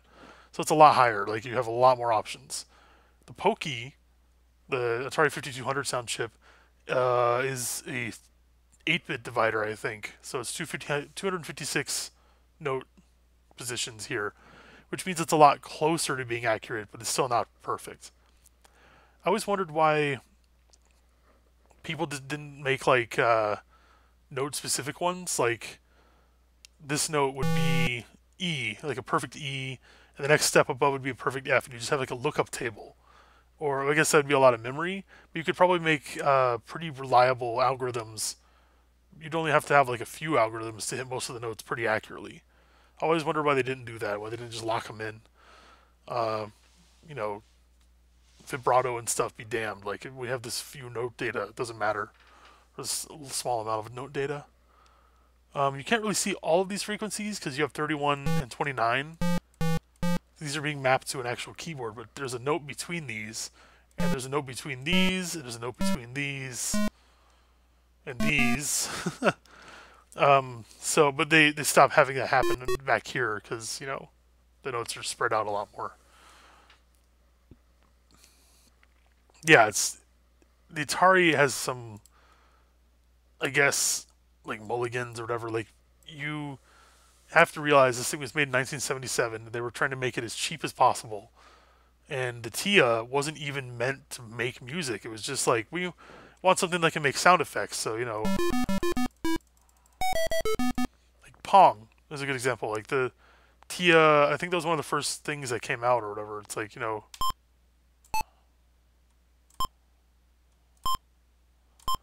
it's basically doing that. Or like, so they didn't care if it didn't hit notes. They'd have people trying to make music out of this thing, and it's just nuts.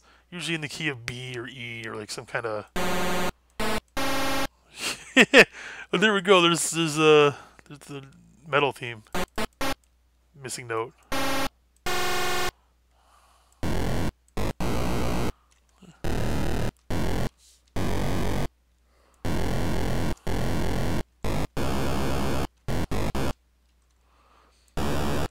So this keyboard. Oh, that's why, because it's a different octave.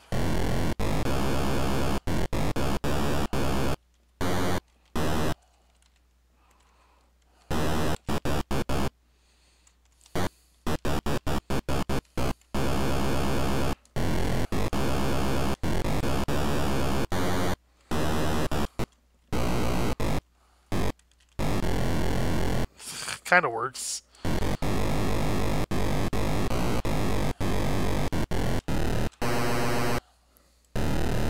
There.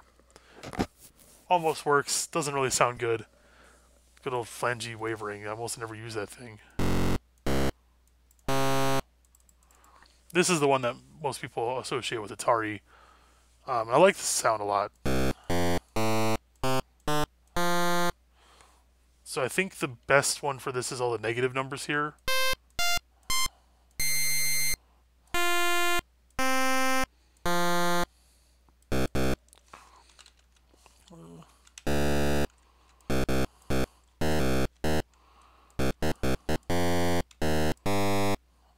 That's kind of unfortunate. What ones line up? Kinda. C's okay. C sharp.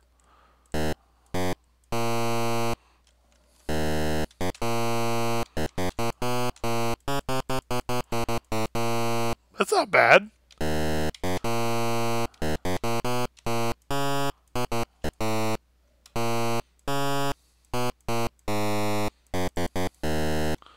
So this isn't too bad. Most of these are pretty close to each other, ish. Within 40, I'd say. Whereas the other ones have like variances of 80 or 90 semitones, which is just insane. Pythagorean tuning, yeah, maybe. Higher notes are worse, really, yeah, because they're. Oh. So pure. This is two different types of note. That's why there's 64 of them, or close to 64. It's probably more like 45, or. But that's why there's 63 here, because this is two different sound types combined. It's just conveniently put together for me.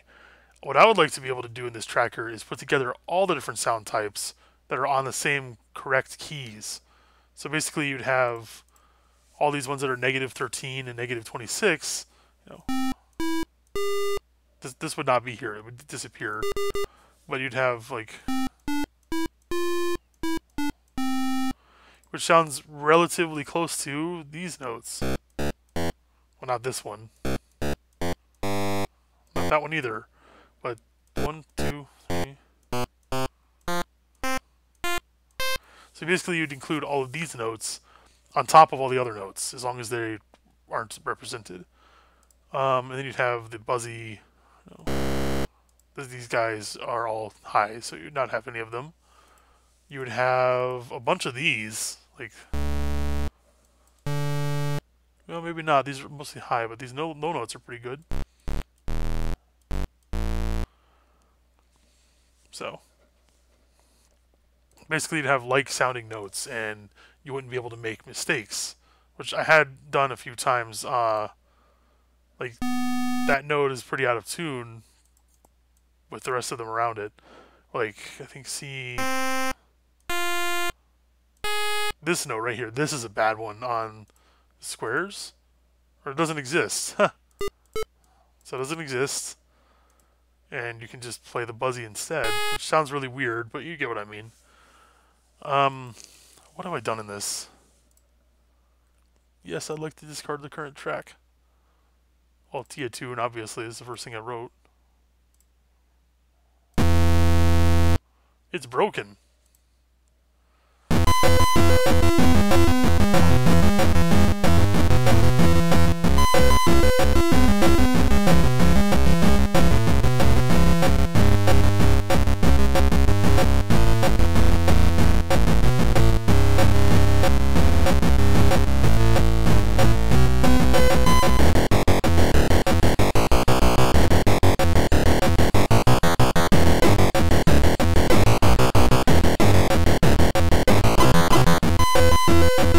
So I think that's probably the best sounding one I've written, just because it's specifically trying to stay in tune no matter what. So I actually had to rewrite some of the notes because they actually sound really bad, like the original ones. Open. I showed Sand and Metal because those exist. M2, Mega Man 2 title. It's on my YouTube. Kraid, which I have not uploaded yet, which I probably should at some point.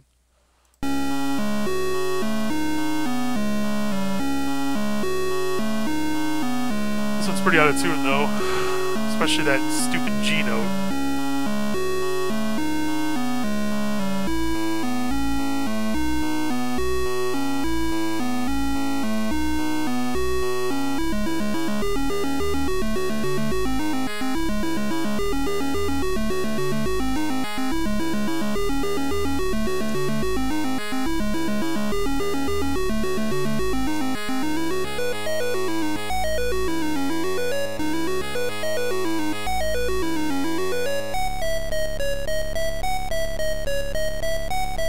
Best part right here.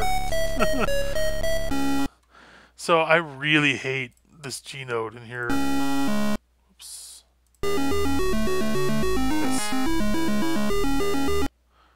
This stupid that thing. It just sounds so bad. Like, what I wanted to do was like,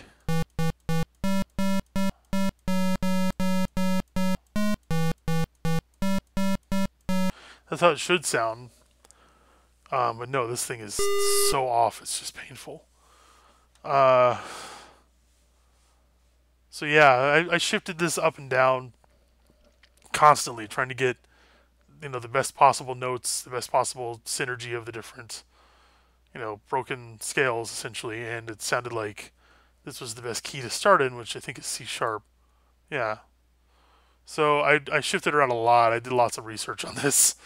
And this is the best one, and that one note just is the only really sore point for me. The rest of it's a little out of tune, but that one note just kills it. Yeah, transposition. And combining pure combine and pure buzzy helps a lot to get a usable scale. Scare.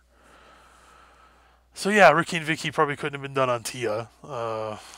Just imagine the boss theme being done on this. It just sound, you know, a little crazy. If I can.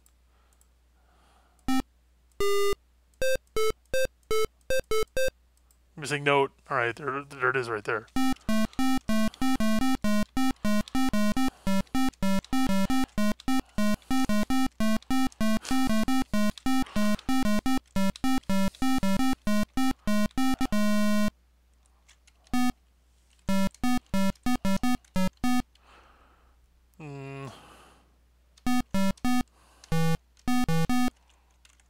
Missing note again.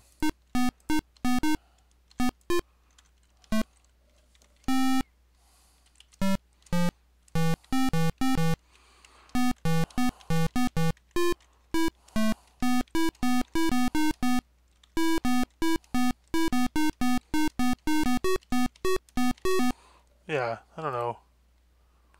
And then all the other stuff that comes in on top, like it's more than 2 channels can handle.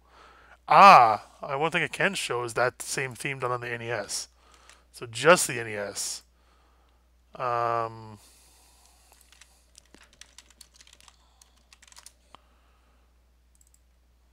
Yeah, this is fun. I tried making this just for the NES. So no expansions. Nothing.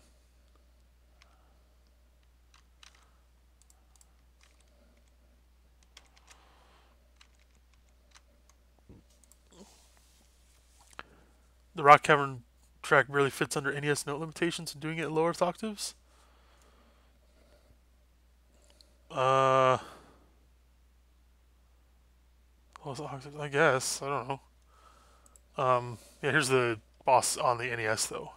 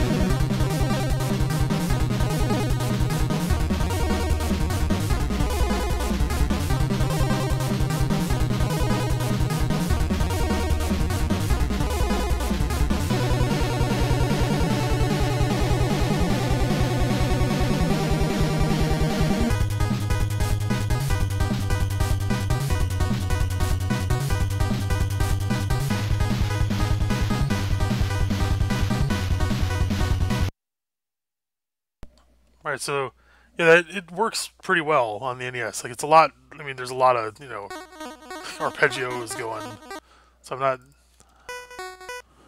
terribly fond of that, I guess. But you do what you got to do to make it work. And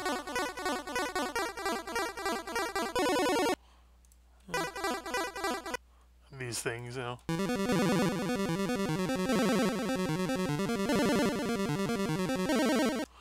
So it works. Actually made a fun version of the Spencer theme for N163, although it kind of came about as a glitch, or as a result of a glitch. Oh, that's my capture device. Where is it? An amp. Yeah, that's not what I want. There. Ha! Okay, that's huge. D.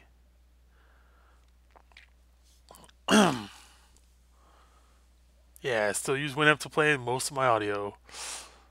So yeah, I was messing around with the Discomfort Dispenser song, and I found out that it actually has a problem. So in the actual FTM, I'm using two of the same drum sample at the same time to boost its volume, because the little drum sample I'm using is pretty quiet a lot of the time, especially when there's a lot of audio going on. So I'll just boost it. N163 can't play the drum sample, but Bup System can, or Chortone. So it doesn't care. But it doesn't play in FamiTrack. I just have to hope that it plays properly. But if you export it to NSF, something really fun happens.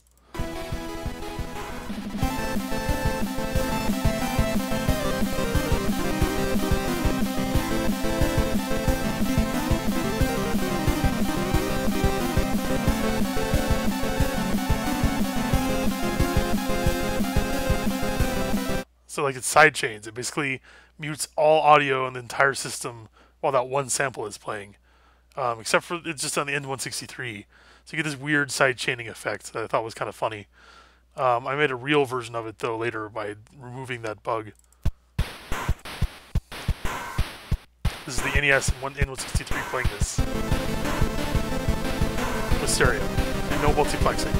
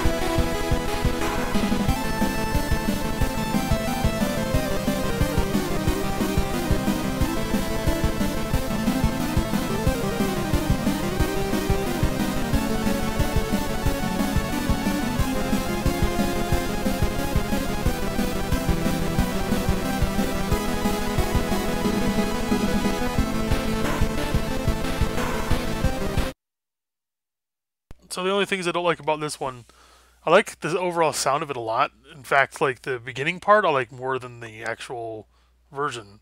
So, like right there, that sounds a lot cleaner to me, but also weaker because the bass just doesn't exist. Like, it's just this stock Atari 1 sound. But this part, right here,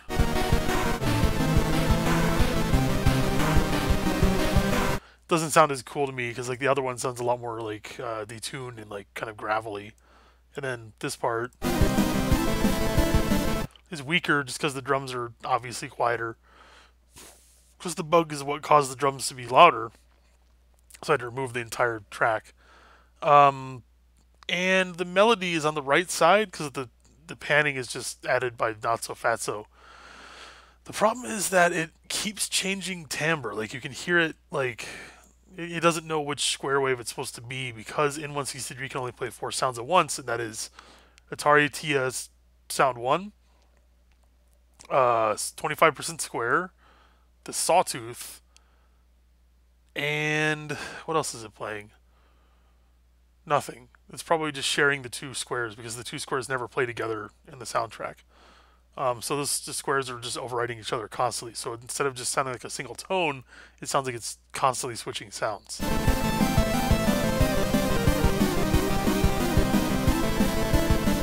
So yeah, I thought that was kind of interesting. Yeah, NES sidechaining. I'm basically Chibi Tech now because Chibi Tech does a lot of sidechaining stuff. For the NES version of that song, yeah, it has no limitations. So I still got 10 people watching me. Oh yeah, went back to being crazy. What else can I show? There's all kinds of other stuff I could show, I guess. The alternate sound sets that I'm probably going to release as different albums, like way later, once I fix some of the stuff with them. So, Bup System or whatever, Bup Boop, Chordtone, whatever he wants to call it. You can load whatever samples you want into the system. So I've done that with a few of these tracks. Where is it? Window capture. I need a Muse file. That works. Chordtone. It's like, I can't see that because you didn't have it open at the time. Oh, it's already up. Okay. Oh. We have a really messed up looking Winamp window on top of Chordtone, looking all pristine. Alright, so you have RV samples and RV macros. You can tell it. CT never worked. GN macros, though. And GN samples. And now it's a Genesis game.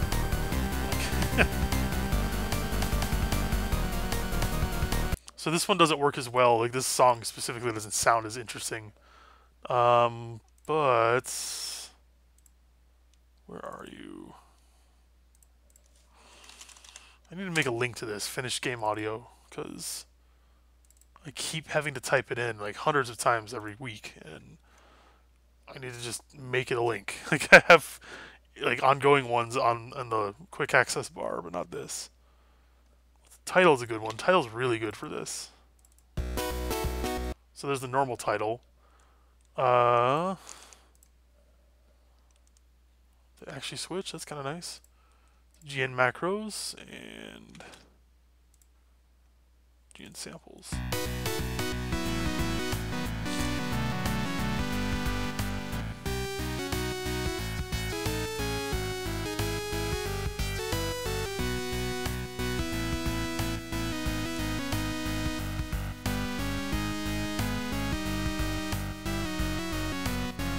Like the boss theme, which I can't drag on this for some reason.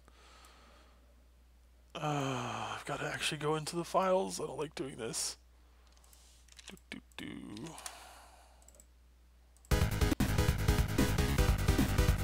That's the Sonic 3 snare. A lot of these samples are from Sonic 3, actually. But this this stuff takes a lot of work. Like, you have to retune everything. Like, it's an annoying amount of work, actually. So a lot of them aren't even done. Like, some of them break songs pretty badly. Obviously, the ones that use the more advanced samples just fail. Like, they don't sound any good at all. So I should probably fix that before I do any kind of release. Also, I made kind of a fun, jokesy one. 48K macros. Can you guess what sound system this is?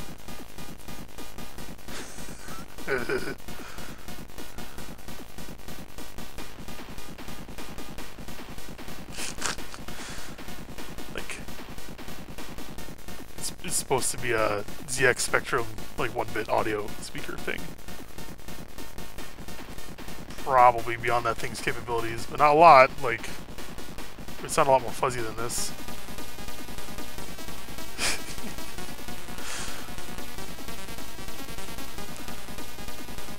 So yeah, it's kind of silly. I thought about making a Windows 32 like Microsoft MIDI version, but that like the sample limitation isn't there. Like I could do it, but it would just take so much time. And every single thing has to be like a good sounding instrument. And sometimes I layer things in a way that sounds really bad when it's made into real instruments. So yeah, where's this chat? Yeah, Dippy, like that actually does sound pretty close to real Genesis audio, so I kind of like that. Yeah, Kirby, good night. I'm probably already gone, but good night. Yeah,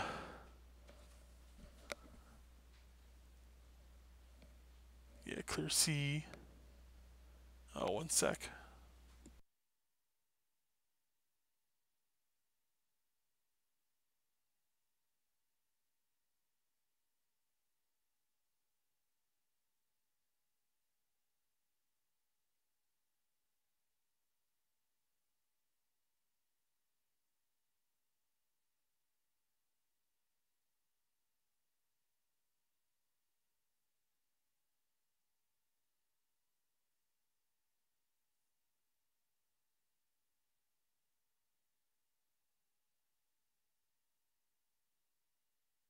I did not realize I was getting hot chocolate brought to me. That's nice. Got it in my Mario Brothers cup, which turns colors if it's hot enough, like you can see. Oh, yeah. So if it gets hot enough, it turns blue, but otherwise it's black. Yeah, I can just play other songs with this like ZX Spectrum sound font, I guess. Misery C. So I have this set up with batch files all over the place for every single thing, and I can just double click on any one of these Muse files and play it automatically, but it doesn't have the sound properties, so I have to go manually and do those. Oh.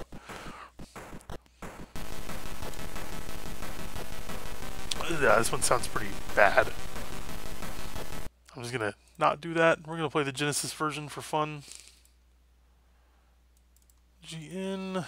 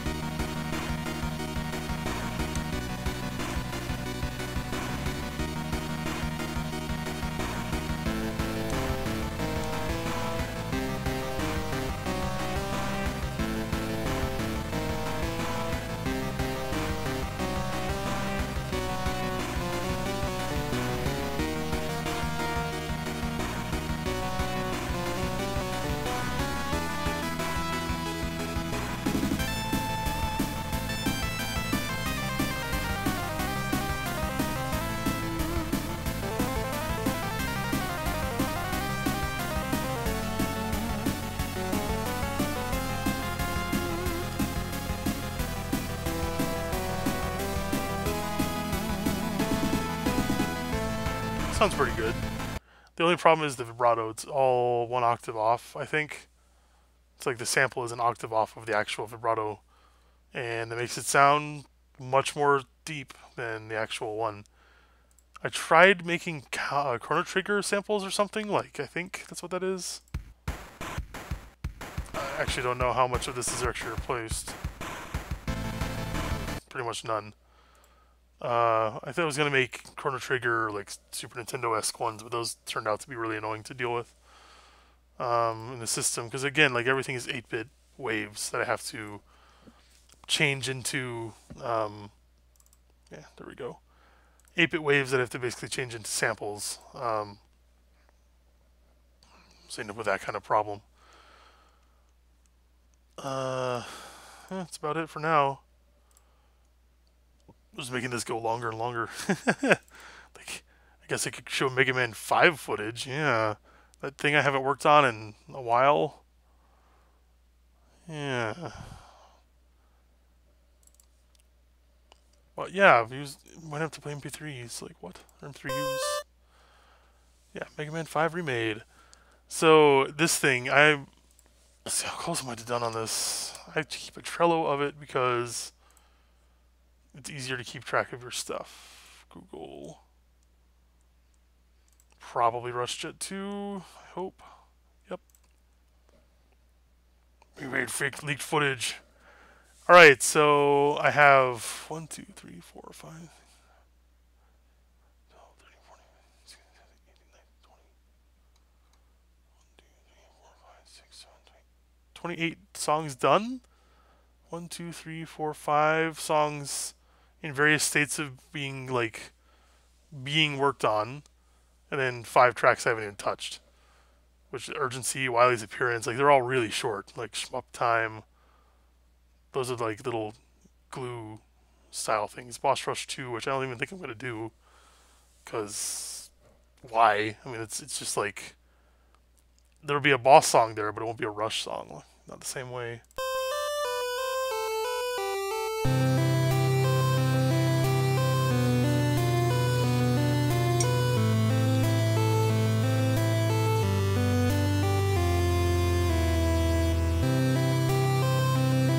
Some of these are just like super short, no matter what.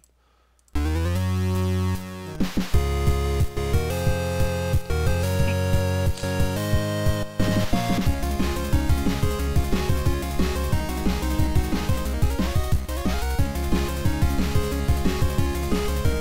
should make the lead louder on that.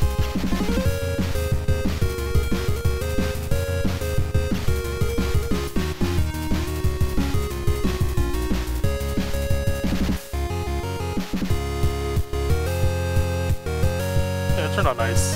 And this thing.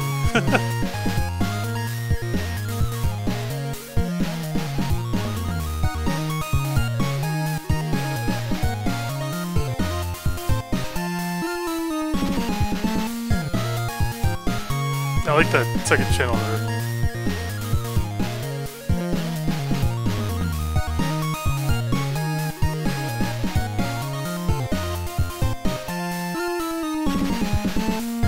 So that track is one of the only password tracks I'll probably ever do for like these Mega Man remades, because I like it so much. The rest of them are just, you know, not great. Mega Man 4 is probably one of my least favorite password tracks of all time. Like it's just like it lasts 3 seconds. I think 5 is one of my favorite tracks I've done on this thing, because it sounds so different from the original. So the original is... see if we can pull it up. Yeah, Mega Man 5 Game Boy. Nope. Cutscene Theme 1? This.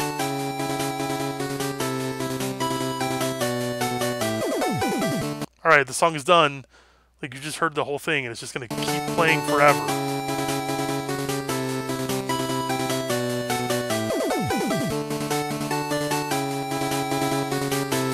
So yeah, I'm not a fan of that song just because it's so very short, and it just sounds like right in your face, And as you're listening to it, you're hearing Dr. Light talk. If you read the text, it takes like a full minute.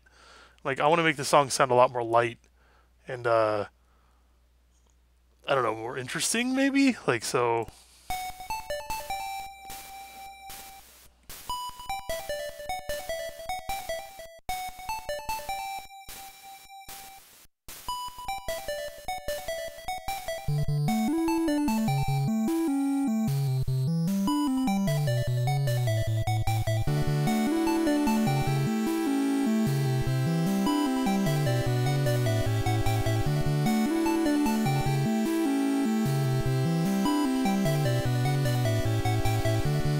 So yeah, that turned out real nice. Like, I didn't expect it to sound that good. Uh, it's fun when that happens. Like, you're just like messing around with ideas, and then suddenly it's just like, boom, this sounds amazing, and I didn't expect it to sound this amazing. I'd say Dark Moon's another example of a really fun like track that turned out a lot cooler than I thought it would turn out based on the idea, which I already played in the little like preview thing on my YouTube. But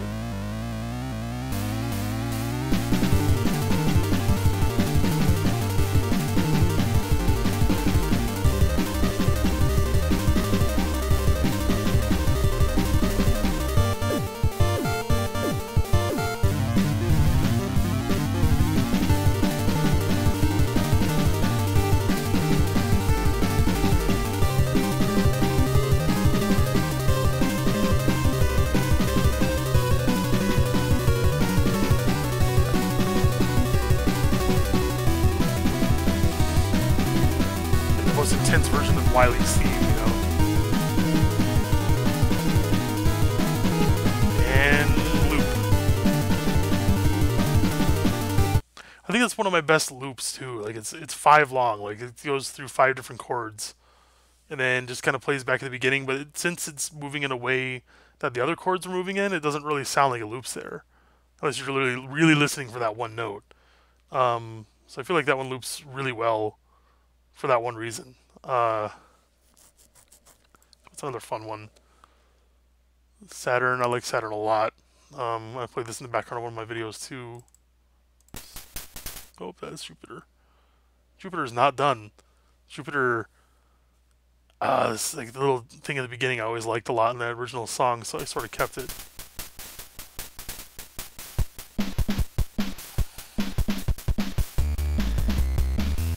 I haven't done the slide yet even for that. So that's not even close to being done. Like the whole track I think is done. Like it's pushed out like to the end, but it's not. Nothing's embellished upon. Yeah, Saturn's one of my favorite ones I've done.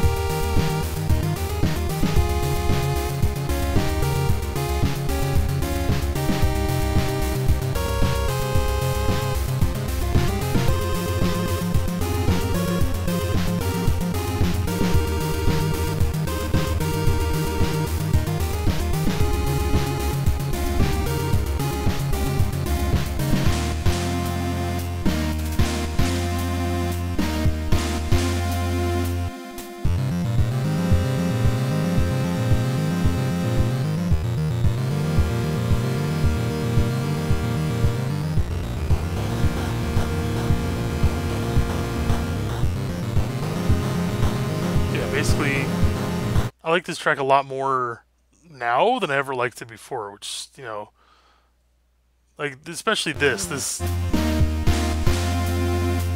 I just really like how that little bit turned out, like, it's, like, nailed it. That's another one where it's just like, hey, I should make all the sounds, like, go back to being, like, whole notes again instead of, like, the weird bass thing it's doing, and it turned out really well. Because again, like that's just seems to be the theme of this thing, where I'm like, maybe I should try this, and it turns out to sound really neat. Terra. What's this one again? Oh, replace that on top of the boss theme. That's pretty okay. Wise Reveal, Space Sage. Oh yeah, all the Wily Star songs. There's a lot of them.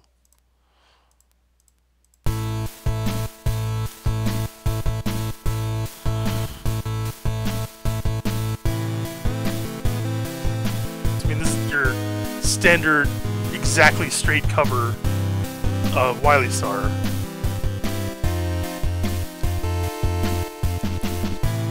And then you've got the, like, first boss,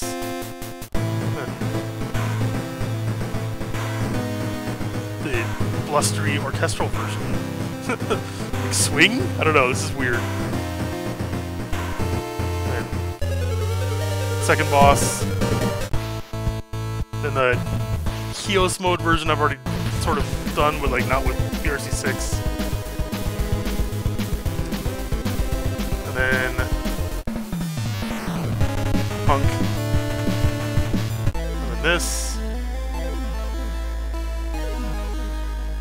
How many different ways can I play one theme?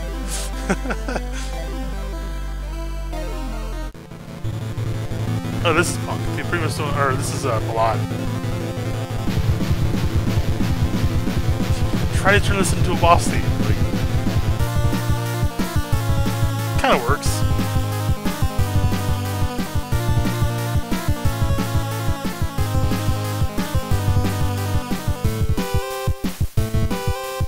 Probably the weirdest part for a boss theme, you know?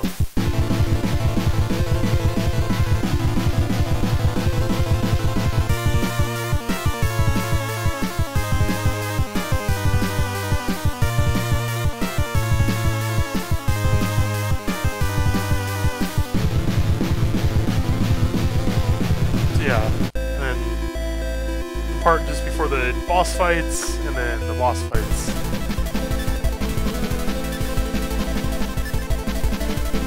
I kind of forgot about this. It's like take Wily Star and make it into a long-form boss theme. And it would like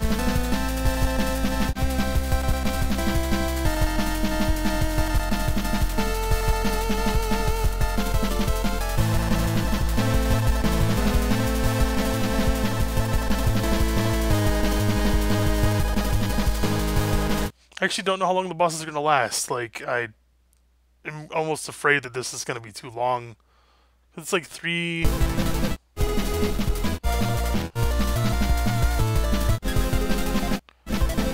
Yeah, two and a half minutes. So I kind of have to make these boss fights last longer than 2.5 minutes, because they're pretty quick. Even with the Mega Buster, they're pretty quick. I have hand bosses, Wily, Sunstar, credits. So I don't have hand bosses, Wily, or credits even started. Sunstar.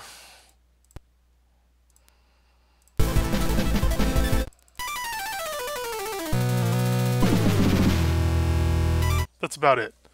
The problem with Sunstar, and I can show you the FTM because it's just actually kind of bonkers. Like, I don't actually know why this is coded this way. Gonna do Capture 6. You were gonna be switched to Family Tracker. Yep. Whoop. All right.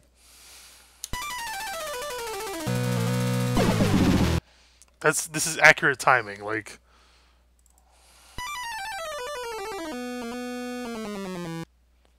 I basically parsed out everything frame by frame by ear, and yep, it is going.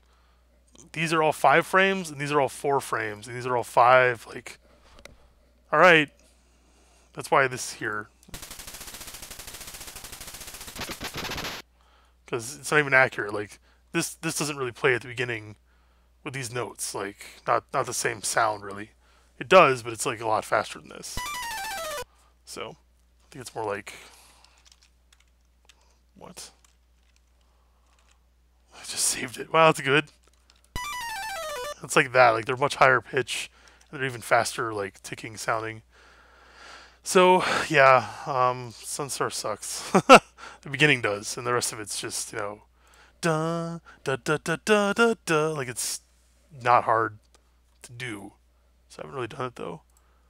Yeah, like most of this is done. There have been some weeks where I'm like, I'm gonna finish it this week, and then I work on 1 or 2 tracks. And I'm like, okay, I did it, and then I have like 15 other tracks to work on for other projects, so I do those. Rikki and Vicki's been sapping a lot of my time lately, just promoting it, and I've been on vacation, and I was sick for a while, so I've got another. Well, I've got like 3 game projects I'm working on right now. One of which is actually taking most of my time, and then one of which is like it'll happen soon, but I'm not working on it at all right now. And then a third one, which is like whenever the guy is around, I can work on it. It's kind of weird. I'm actually doing a lot of sound effects for that, um, which are like realistic sound effects. I'm actually becoming a Foley sound artist in that way, like water splashing sounds and like machinery and stuff. It's really weird and interesting. Never done this stuff before, so it's kind of neat. Anyway, I guess I'm done with the stream. Like I've been going off on every single tangent possible. So yeah, there's the boss theme. All right, it was fun playing this game and playing all this audio for everyone. Yeah, Rikki and Vicki. I'm gonna try to do a no damage or no death playthrough of it probably sometime in the future, because good things come to those who just don't die. And also high scores. High scores are the best. So you always got to try for that over 200,000 high score, which is like a good luck, you know, kind of thing. It's just, yeah, it's insane. So I'm gonna stop streaming and stop talking. See you.